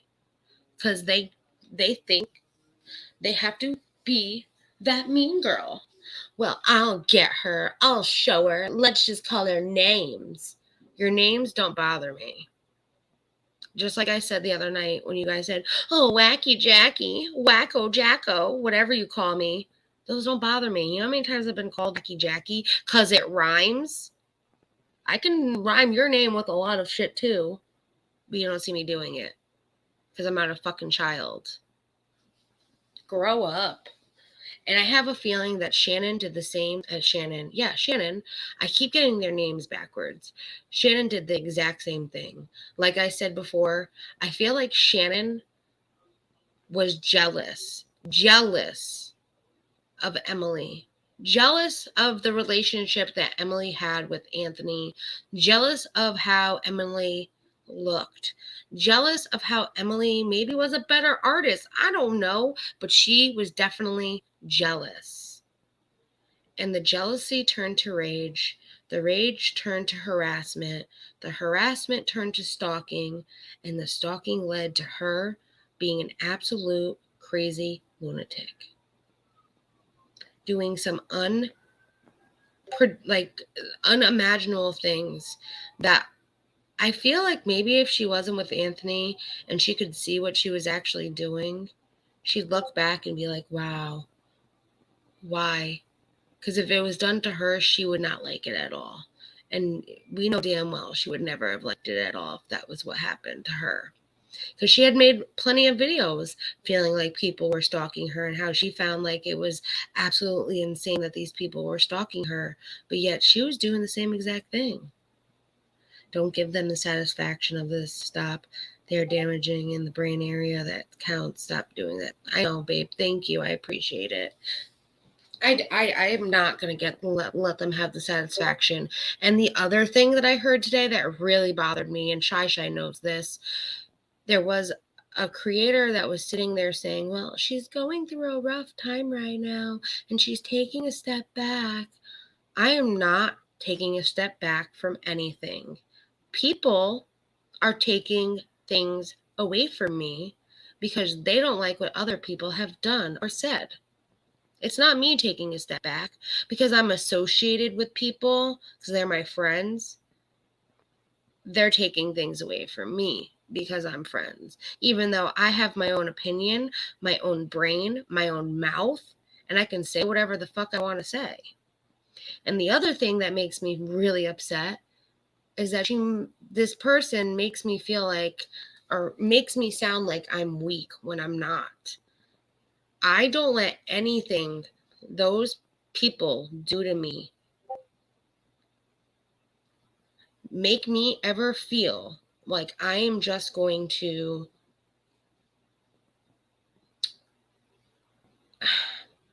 I have had issues with my mental health. Yes. I can feel It's called being depressed, having anxiety. I can have an anxiety attack and I can be emotional because of what I'm dealing with and my emotions. But I can promise you this, even if I'm that upset and I'm that hurt, I have some amazing fucking friends that will never, never let me stop doing what I'm doing because they know it makes me happy. And no matter how many times I want to just say, I'm done, I'm not going to stop because my friends will not let me. My friends know I love coming up here and being with you all. I love being here with you all. You guys make me feel better. You guys mean the world to me. I love every single one of you in your own single way. And I will not, even though they might hurt me for an hour, 2 hours a day, 3 days a week, however long they might hurt me emotionally, I'm not going to let them get to me. They might get to me for an hour, but they're not going to win. They will never win. Because in the long run, mean girls never win. And hello, the artsy nurse. I'm so glad you're here. Right now, I'm just kind of ranting. We're watching, though, Emily Artful's newest video, the I Am Done, Shannon, which is very long. We're not going to be watching it all. I'm actually going to be stopping the video here in just a little bit. We have just a little bit left. I'm going to stop it at the mark, the 36:52 mark before it goes into the next segment, and then we're going to watch a cat video or two before we call it night. So you're coming in and hanging out with us, and I enjoy it. I'm glad you're here with us. I just wanted to update you like where we are and all of that. And I did, like I said, the description for Emily's video is the description. The link is already in the description for Emily's video that we are watching, so that way you can finish the rest or start from the beginning and check it out. I feel like Emily has been hurt, though, her whole life by people, and she feels the need to defend herself because maybe she never did defend herself previous. And she let a lot of things bother her, a lot of words hurt her, a lot of people hurt her. And I'm glad that she's sticking up for herself. I'm glad she's standing up and telling people, I'm not doing this. I'm not going to let these people do this to me. I'm not going to let them win. I'm not going to let it stop me. And I think it's really impressive. And I am very impressed with her by her doing this. I feel like she didn't need to do this video still, though. I feel like Creepshow Art's video said it all. It made it seem, oh yeah, no, you come stay and hang out. Don't worry about the replay. I mean, yeah, check out the replay if you want. We're just having fun though right now.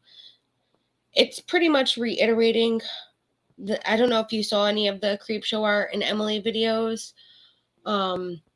It's pretty much everything that she said in her first 2 videos, Emily said. She's just reiterating and kind of just saying like whatever Creepshow Art is saying and claiming this, claiming that, this is not true, and this is why, kind of thing. I'll send them to me and I will make them question their own existence. They will end up trying to find a way to undo their ancestors. So I will send them to you, Johnsy. That would be fun. Here's my friend Johnsy. He protects me and he's amazing. Don't test him. Don't check the replay. Most of it is Scottish swear words. Oh, stop. Oh, Johnsy. All right, let's watch the last little. I think we have 2 minutes because it's 34. So 36, we're going to 2 minutes. And then we'll get on to some fun cat videos so we can laugh and enjoy this little bit that we have left. Grow and change from them. And the work isn't over. It will never be over. I'm okay being confronted with these truths because I need to see them and I need to be reminded of them to continue to make better choices, not only for myself, but for my children and the people who I surround myself with. I've struggled with my mental health and drug addiction to many different substances over the years. And because of this, I was, not surprisingly, vulnerable. I was around many toxic people, some serious criminals, some just people who wanted to take advantage of that vulnerability. I had no idea how to draw a boundary, so I let anyone who would pay me any mind into my life. Any accusations of abuse I've made in the past are not limited to only violent or sexual abuse, but also emotional abuse. It is not at all uncommon for someone in such a vulnerable position as drug addiction to be taken advantage of many times over by multiple people, especially because I had many partners from the time that I was young. Though I must point out that Shannon's claims of who I did and did not call abusive were flat out wrong, and another example of her drawing conclusions by filling in the blank. A teenage Emily over-dramatizing a long-standing tiff with another person does not an accusation of serious abuse make. There were times I didn't get along with someone and made the very common mistake of just saying thing bad instead of really looking into the nuance of the relationship. This does not equal a formal accusation of abuse. So Shannon, let me fix your little infographic really quickly. There,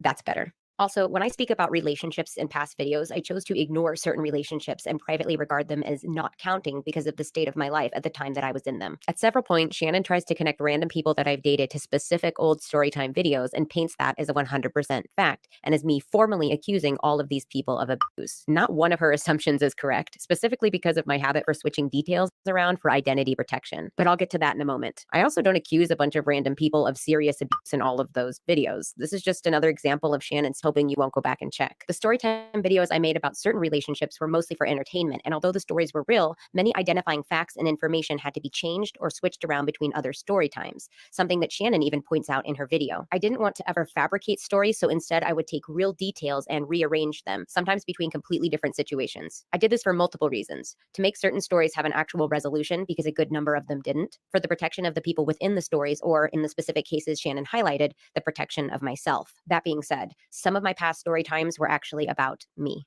I would deliberately switch the roles around, change the details, and retell the story with me as the protagonist instead of the clumsy, embarrassing drug addict or drunk. This was not something I did on just that one video. What a coincidence. This was actually something I did a few times, which, like I said before, is something Shannon even pointed out. These videos are noticeably different from my other videos because, one, I am needlessly cruel to the, quote, antagonist of the video, and they are clearly painted out to be the bad guy. And two, the videos are a lot more detached from emotion, mocking even. I probably would have made more videos like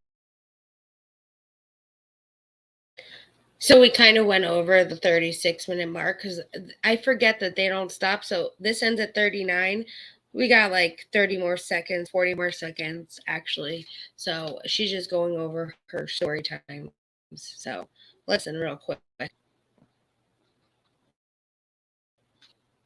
like that had I not been in therapy. I learned I did this as an unhealthy form of self-punishment, as I would often mock the, quote, antagonist in these stories. These stories, really these situations that I was in, have haunted my nightmares. I felt guilt, pain, shame, embarrassment, and intense anxiety over them. I felt like I was keeping a secret, like I needed to be shamed for what had happened to me. So I wrote them into a script. I unloaded them. I completely detached from them. I compartmentalized them. I put them into a box. Basically, I just pretended like they weren't mine. They didn't happen to me. As Shannon has highlighted, I used to be a chronic overshare, which is oddly in stark contrast to who I am now. Maybe I have Shannon to thank for that. The stories were very much real at their core, but the roles were also very much reversed. I want to briefly touch on a clip that Shannon presented in her video. It was a clip.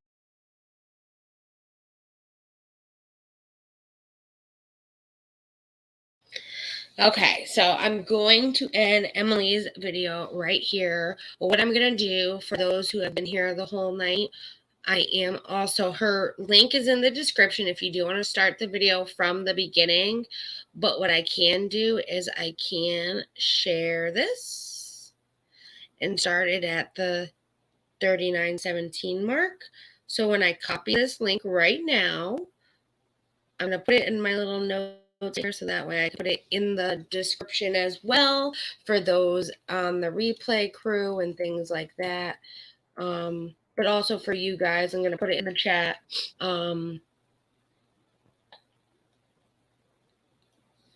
So that way you can just start it from here if you want to finish Emily's video as well. So here, I'm going to put it in the chat. Emily's video where we left off, and I'm going to put where we left off. So there's that. Hello, Marine. So yes, that is where we left off. There is a good hour left of the video because it's an hour and 35 minutes. So a little less than an hour left of her video.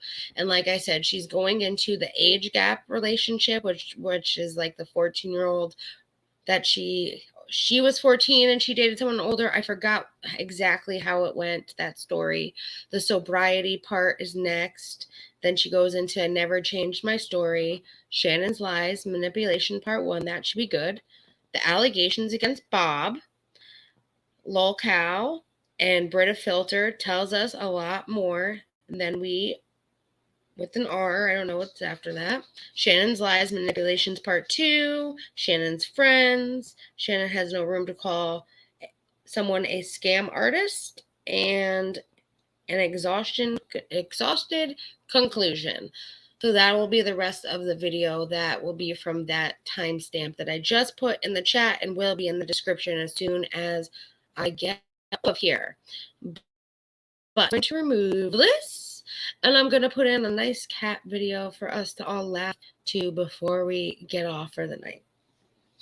So let's remove these. It's a very intense video, and like I said, she's giving a lot of information that I feel like she doesn't need to give everybody. She doesn't need to explain anything about her life to anybody, but because, yes, Shannon has made it so publicly, and she also made it public because she wanted to tell her story about the things that she went through. She had to tell some stuff.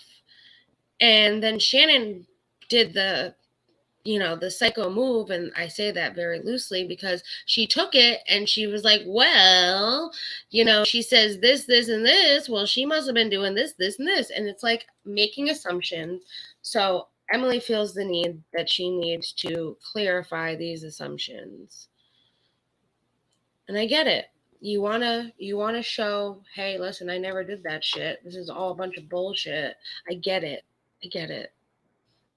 I mean, as an artist, her art is her life. Her art is her job. YouTube is her job for her with 500,000, 41K subs. I mean, it's a job to her. She money. This is how she provides. So her name being, put on the spot like that and making all these allegations on her name, she's going to stand up for herself. She is. What is simple? Simple is. And we have an ad, of course, so I'm trying to pause the ad so we don't have to listen to it. And, pause. We're not watching it without you guys, don't worry. And now I'm going to turn the video on. I keep clicking the wrong link. All right, so now I'm going to end it back. My daughters don't go on Discord. Please. I love Discord. So what people don't get, there's a lot of people that are always like, don't go on Discord, don't go on Discord, don't go on Discord. Because they had an issue with Discord. They had an issue where,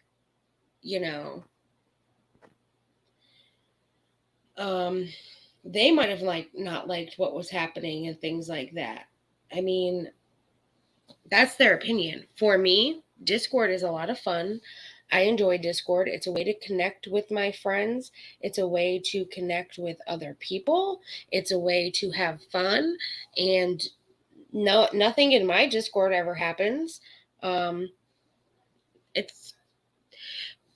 all in the server. Let's put it that way.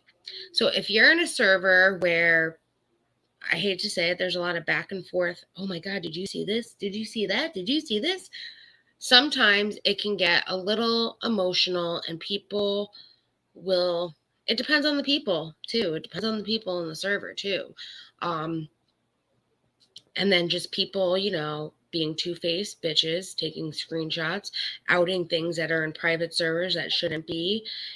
People make it a private place. They want to have an area for their friends. They want to be able to say, listen, oh my God, I hate that this happened. I hate that this did this, and have an outlet. And there is places like that on Discord. And it's very easily can be seen as a bad thing. But I can promise you this, Shy, if you're coming onto my Discord, which Johnsy's in there, the Pope's in there, Dom's in there, Timber's in there, Truffle's in there too. We got to get her more active. Anyone, RT Nurse, if you ever want to come into my Discord, you're more than happy. You know what we do? We talk, we say hi to each other, we wish each other a good morning, we talk, well, random things. What are you cooking? What are you doing? Johnsy sends all his crazy videos that he watches, and we get a good laugh. We have fun. We have a lot of fun. There's games that can be played. We go on the voice chat channel. We just talk, have a good night. And sometimes we watch movies. Like we watched a bunch of movies when they premiered, when they were doing like the theater premiere plus HBO premiere. So we watched Godzilla vs. King Kong. We watched the Suicide Squad, the new one that came out. We watched Mortal Kombat together. We pick movies, and it's like, you want to get together and watch a movie? Sure. And we do. It's a lot of fun. It depends on the server you're in. I have been in servers where it did get very nasty, and it wasn't anyone's fault. It was the people that did what they did to make it nasty, to use against other people. It was all done to use against people. People did things to get people upset, to use it against them in the long run, to make them look like bad guys. I know the server that I own with Hanil, because technically Hanil is the owner and I am just the co-owner of the squad server. It's an amazing place to be. Neezy Pie's in there. She's always in here or on the replay crew. There's a lot of us in there, and we have a lot of fun. So, Shy, if you ever want to join Discord, I promise you, you'll have a good time. In Chicago, when we get your freaking computer fixed and we get you to have Discord again, you're joining my Discord, girl. And yeah, get over here. That's the Mortal Kombat. Oh my God, I love that. That was my favorite move to use in Mortal Kombat on the arcade machines back in the day. And the RT Nurse, if you ever want to join Discord, just hit me up. I'd be more than happy to send you the link and we'll get you started. And anybody else that's checking this out on the replay, that's here in the chat, that's just not chatting, you ever want to join our Discord, we have a lot of fun. So just hit me up and I'd be more than happy to send you the link. Or you can hit up Hanil and he'll send you the link, which Hanil has been working his ass off. He's a hard worker, man. But he's also, you can find him. When is movie night? Whenever you guys want to have a movie night. We can do it Saturday after. Well, that would be a late Saturday because we're doing game night too. How about we do it Friday night? I got nothing to do Friday. You guys want to do a movie night Friday? And then for people that maybe aren't on Discord and have like Netflix, they have the watch party that you guys can do. Even Hulu has that. For the people that aren't in Discord yet, we can have you guys on that. Mortal Kombat was awesome. That movie was awesome. I was so glad to watch it. We watched it the night it came out together. It was kick-ass for sure. Yes, IG me, girl, and I'll give you all the info. I will say this for those who don't know Discord. I am planning on, it's already in the process of editing a bunch of them, but I am putting out a how-to Discord tutorials. I'm going to do side-by-sides from the computer and what it looks like on the phone, because the computer is a little different setup than the phone, but they're very much the same. But I am doing how to Discord videos, how to make servers for the people that want to make servers, and just go into other things with Discord. So there's going to be a series of Discord videos available. I do have one. It's unlisted right now because it's just strictly for the squad server. And If anyone wants to see it because they want to learn more about Discord, I'm more than happy to show them. It's just unlisted because it's only strictly for the squad server. And I want to redo how to use Discord because I feel like that one's a little unorganized, even though it's not really. I just want to do it in an organized fashion from start to finish kind of thing. But let's watch this beautiful kitty video that Pope gave us. And here you go.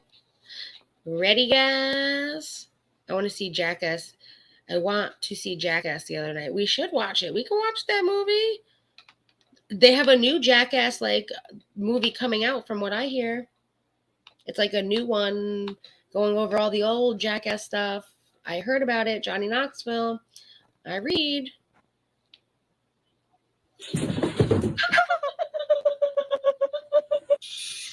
Oh my God. Oh no. Uh-oh. What are you doing? Oh my God. Uh-oh. Kitty, watch out. That's something my cat would do. Oh my God.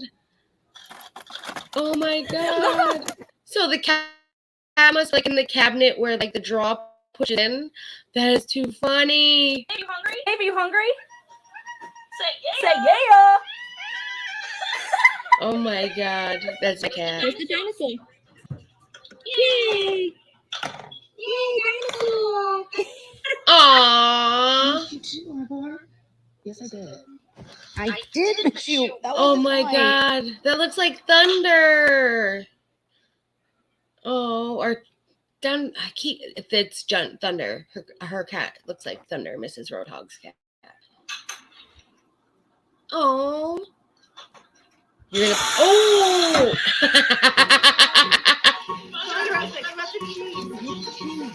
Oh my God. My cat is addicted to mozzarella like that. Not hanging off the bag, but the second I even take the mozzarella bag out, she knows what it is and she wants a piece. And it's like, no, you can't have that, kitty. That's what I love. Let's make push.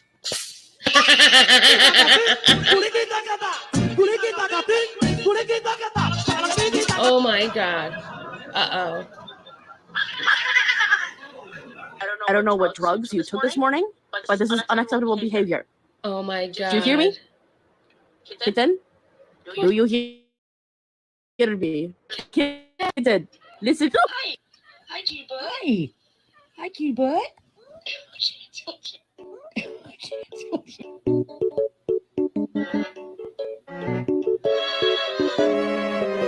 Yes, you do know how to talk on IG. Yes, you know how to talk on IG. Me and you talked on the phone the other night. Shy Chicago. Shy knows how to talk too. We do like the talk messages. I need to get better at that. But Chicago, you know how to talk on the phone. We might have done it. That was my first time.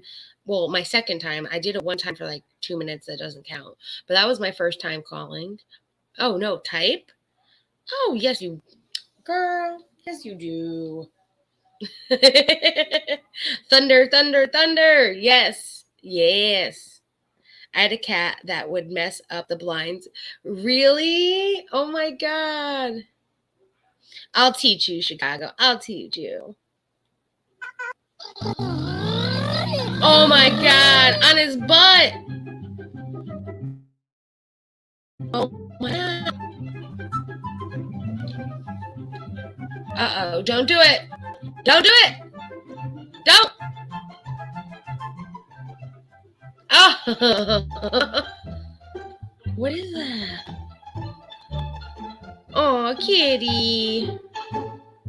It's like, why are you watching me as I go to the bathroom?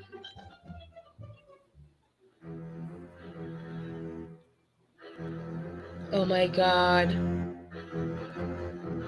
Uh-oh. Scare him.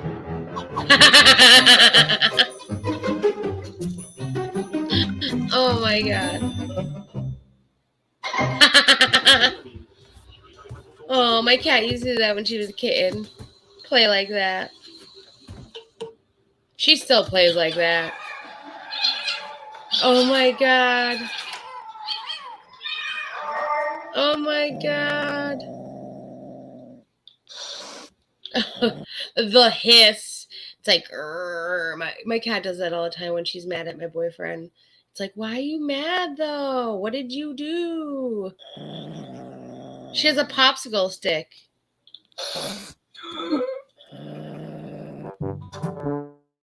In her mouth. Oh my god.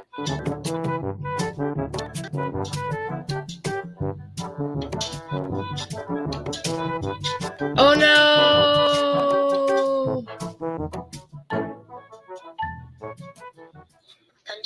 Kanji, do you mind closing the door for me? You can have one bite.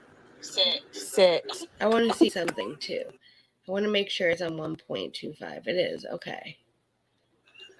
Because then we're transforming it a little bit. Ew.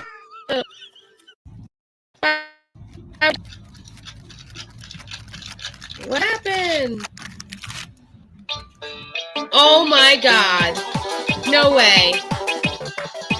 No way. Cooter, you're like lightning in a bottle. Oh my god.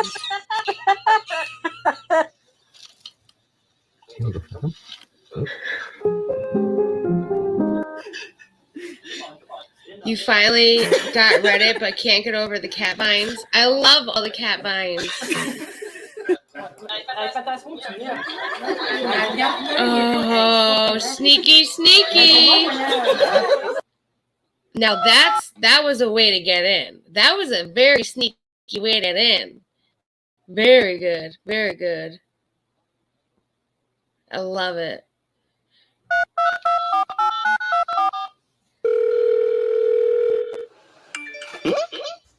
Can someone explain to me why my cat's obsessed with my bras? Petty. File your taxes free, your way. Oh, Do it yourself. Joanne. Get unlimited advice from tax experts. Oh, free, or have an Joanne. expert I just do got a it all for you. commercial. Hold on, let me skip the 100 commercial. Joanne, if you're watching, thank you so much. You are so sweet, babe.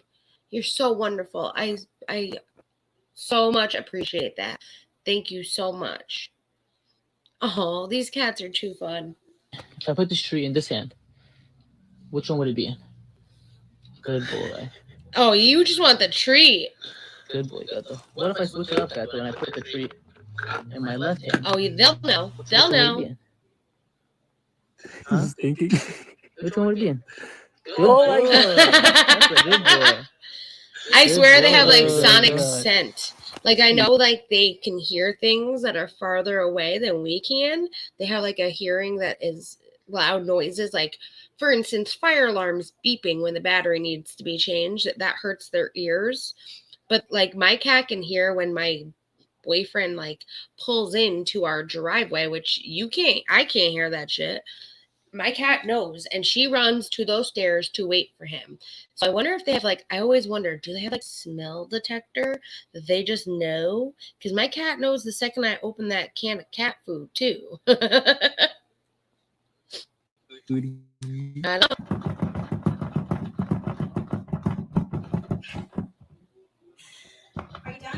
I have to send you a funny picture. You better send it to me, girl.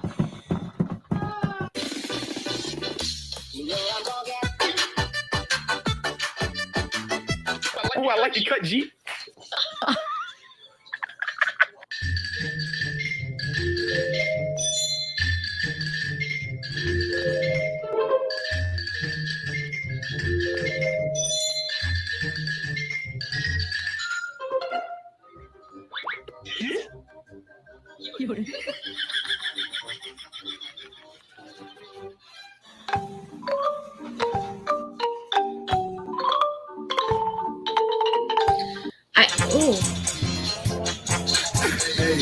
Oh my god.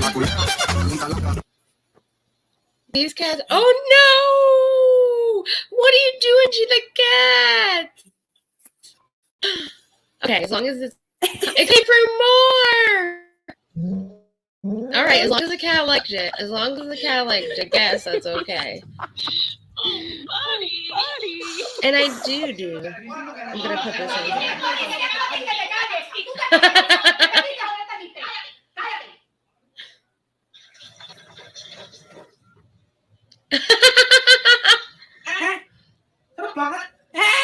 Oh my god. Oh my gosh. Oh my god, cat. Oh no. No.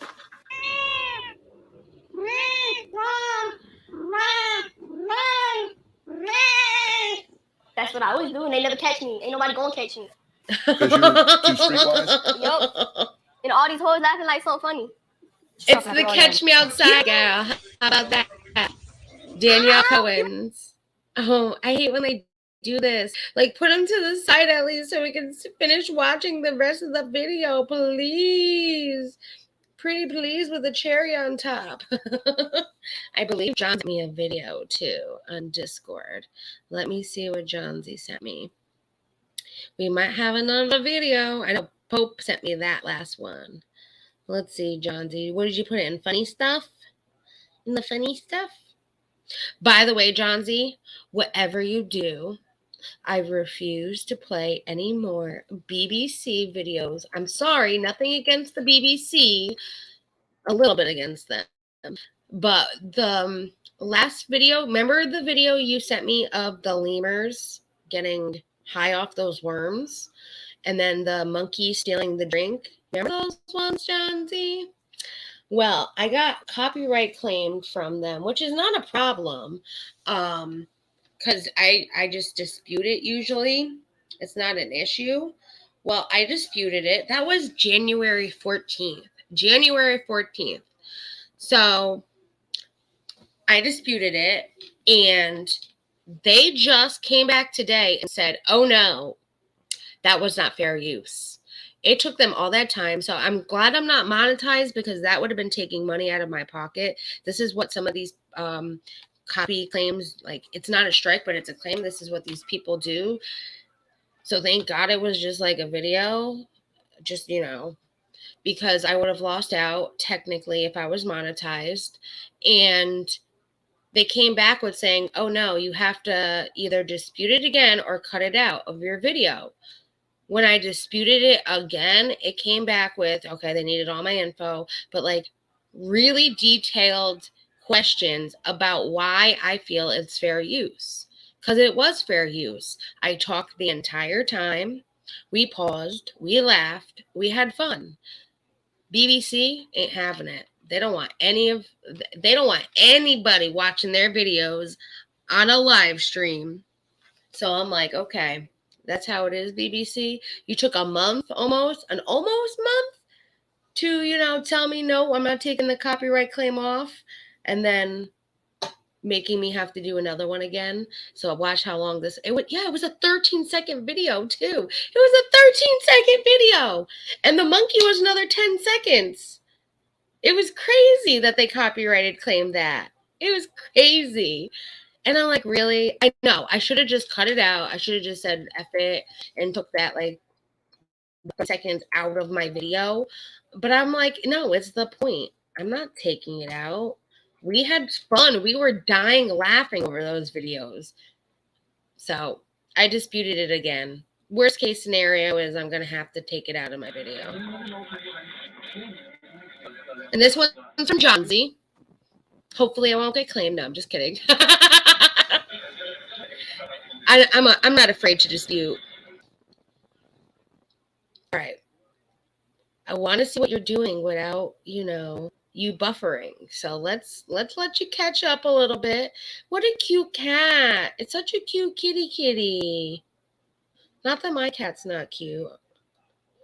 So it says cat in a fishbowl. Oh my God, it has 1 million views. Damn. Okay, let's see. He is not going to get in the fishbowl. Oh my. No, there's no way.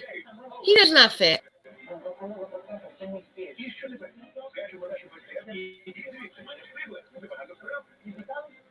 Oh my God. Big bowl cat. Shut up. Is the cat gonna get in it? We have to pay TV license. Really? I didn't know that. Oh my god. If this cat gets in the fishbowl,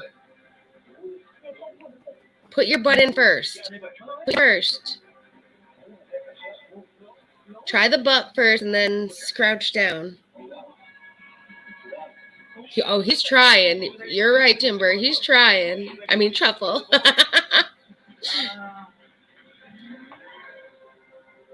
I don't know how the cat always squeezes into things.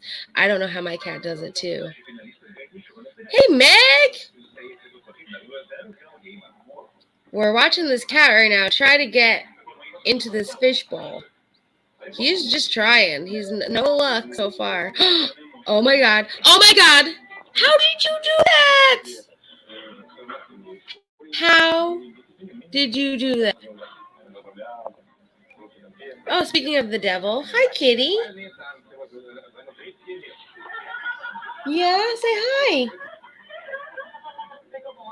Yeah, say hi. What a cute kitty. OMG. And it's so content. It is just so damn content. Oh. Cat versus computer. I'm kind of intrigued. Cat versus computer. Let's see. Oh, it's Dr. Marty, which one is better for my cat? I was like, wait, it's a 42-minute video. The ad is 42 Wet cat minutes or long. ginger? 42 lot of minutes people that have long. cats are on. I was like, no, we're not watching a 42-minute video. What? What? Tell them. Tell everyone you say hi. Meow. Say hi.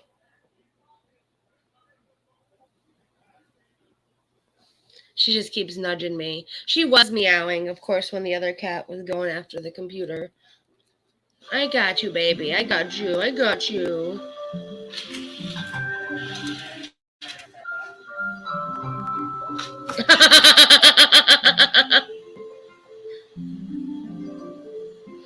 I love you, Kella. I love you, Bella. Bella, Bella. It's so intrigued. How is it doing, though? Don't you have to press a button? Hang on.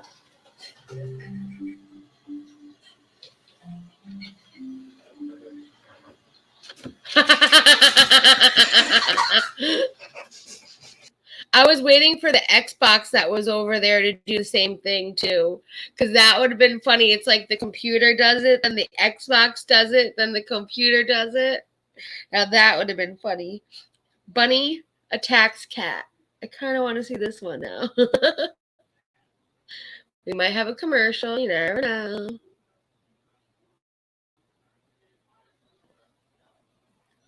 Oh.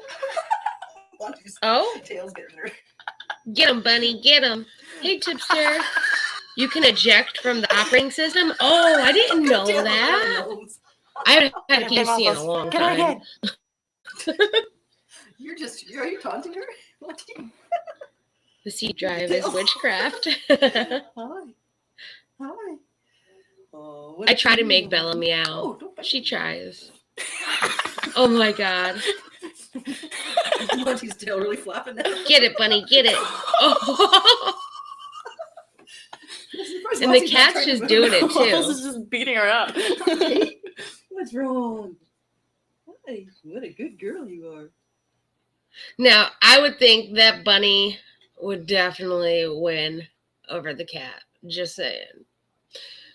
But guys, that's it for tonight. Like I said, I will send the link one more time for where we left off on the Emily Artful video.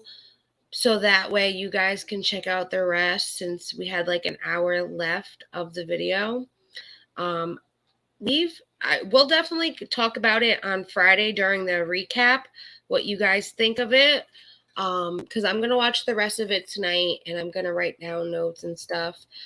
Tell me what you think on Friday of the rest of the video. I really don't think that she needed to honestly do this video. I understand why she did it because a lot of allegations were said. Shannon went like crazy with her video, putting out a lot of things that were unnecessary about Emily's life that Emily lived. Emily lived that life. Shannon only is seeing it from a perspective of the things that she found. She doesn't know the story or the situation behind them. And I'm glad that Emily is telling her story and why. I just don't think that she needed to, because from everything that Shannon did in that video, it proved to all of us that Creepshow Art was really, in fact, doing the things that she was doing. And I'm going to note it was from the 39-minute mark. So this is the link from where we left off tonight, guys. There is the rest of her video, like the whole video is in the description, but definitely check it out. Let me know what you guys think regarding it. I'm definitely going to look at manipulation part 1, 2, those things. That seems like it's going to be interesting in the video. But Emily gets some kind of, like, what's the best word to say? I hope she gets some kind of relief from putting out this video, explaining her side of the story, and talking about it. I hope she helps other people out there that might have felt like they had no one that understood what they were going through. And I hope that she just continues to put out those amazing art videos, because honestly, her artwork is amazing. And I hope that this can all get settled for her. If she has to take it legally to get Shannon to stop her, like stop what Shannon is doing, then she needs to. And I have a feeling the way that Shannon's lawyers are, by going to her lawyer and saying, listen, send this to Emily to intimidate her and to make her, you know, scared to take down everything. Like, I have a feeling that's, you know, she needs to just go get her own lawyer and press on this issue for defamation, especially all the things that Shannon said in her video. Some of the things were very, like, much defaming her reputation and, like, accusing her of drugs that she said she never did. So I really hope that Emily can get this resolved for herself, for some peace of mind, and can get this bitch and her husband off the back, because that's what it is. It's like a nuisance. It's like she has a nuisance constantly of these two people not leaving her alone. Yes, Emily took back her power. She totally did. She did. And I hope she keeps taking back her power.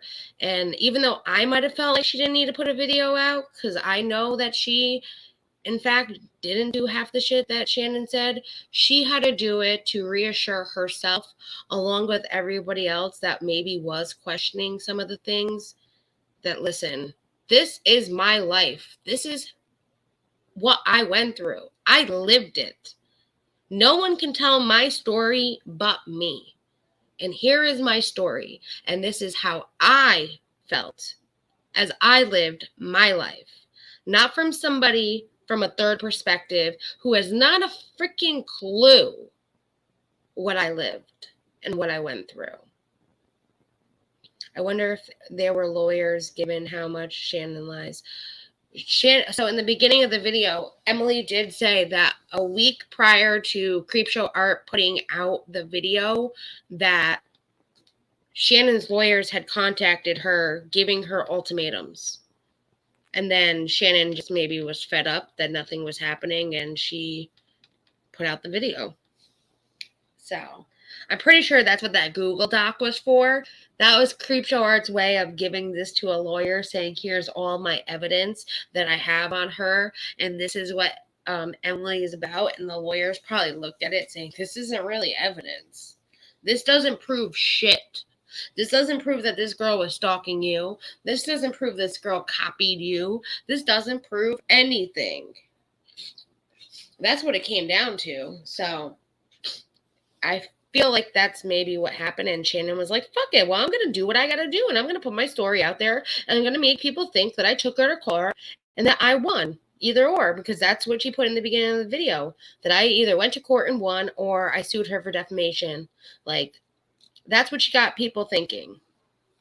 I got a blue Vooz today, girl. My red one was all scratched up from the hell it's been through. I have right now a blue one. Girl, we're using the same color. Do you have any of those stickers for your Vooz? So at the gas station where I get my Vooz, they have the creative stickers for free that you can get. You can order them from online too. But I have to send you a picture of my Vooz, and I'll show you what I mean, the stickers for them. So you can get them from Vooz.com, like, and if you buy the cartridges and stuff, it's like the Juul. It's a e-cigarette, so it's an e-vape. So I don't even smoke cigs anymore, guys. I've literally had one cig maybe this entire week, and all I do is vape, and I'm down to 2.4% nicotine. And I'm almost ready to get the 1.2% and then not have anything. But it's these cool stickers that you can wrap your Vooz devices. I'll have to send you the one. So right now I have like a hummingbird in flowers on one. And then the bottom part is bees and flowers. It's pretty cool. Quit following me. Uh-oh, who's following you?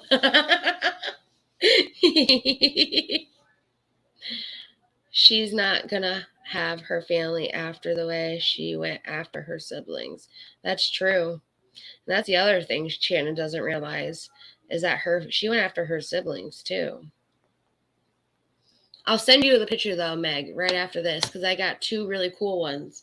But the store that I get them from, they have them. What you ask is like, hey, you ask the guy where you get your Vooz, say, hey, you should check out those creative reps for the Vooz that you can get as free advertisement for the Vooz. You should totally get them. And that way you can get your own. If not, like I said, you can go onto Vooz.com and you can create your own or get them for free from the site. You just got to buy like cartridges or another device, which I would buy the cartridges. They're cheaper on there and get them sent to you so you can get the cool free things. That's what I did. So I ended up getting 4 devices from Vooz.com and I got all the stickers with the device. And then the next thing I know, when I went to the gas station to get cartridges, they had the stickers there. And I was like, oh shit, you got stickers? And the guy's like, take as many as you want. I'm like, oh, I'm taking a lot. I want to design my Vooz to make it look beautiful.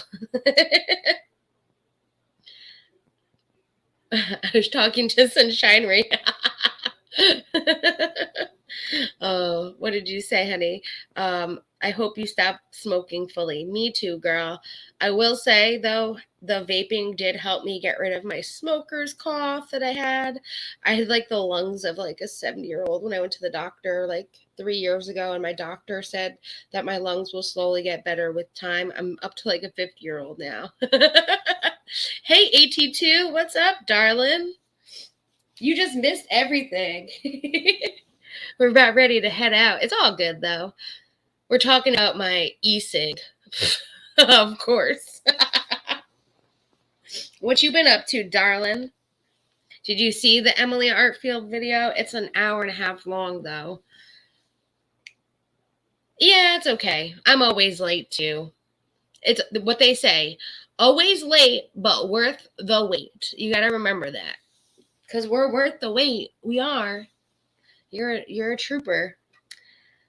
But I don't know if you've seen the Emily Artfield video. It's very long. There's a lot of evidence. And I just hope that Emily feels better putting it out because she goes over a lot of things that maybe she probably didn't want to tell the world, but she had to tell the world because, Shannon, was over there telling her secrets.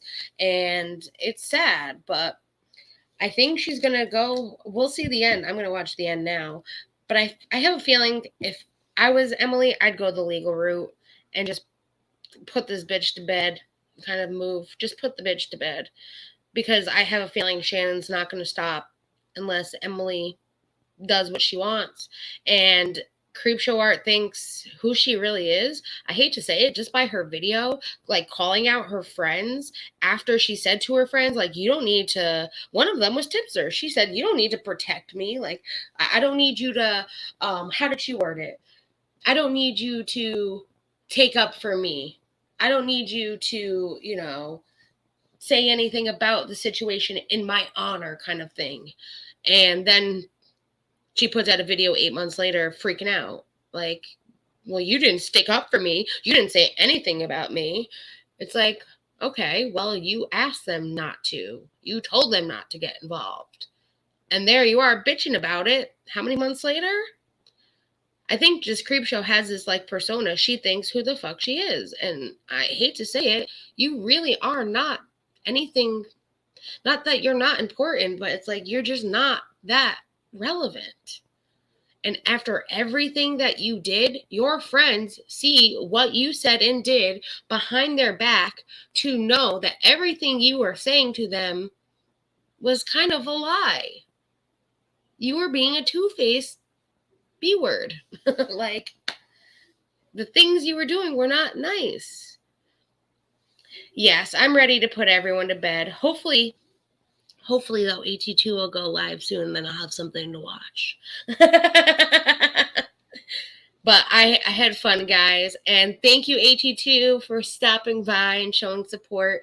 Thank you, Tipster, for coming by and showing support. Thank you, everybody that was here hanging out with me, watching the video. I love you all so very much. You have no idea how much it means to me coming on here, being able to talk to you guys, and just having fun and getting to laugh and watch these crazy cat videos at the end. But I hope you guys have a wonderful night. I will see you on Saturday. Or I'll see you around these YouTube streets because I will be around. Bye, guys.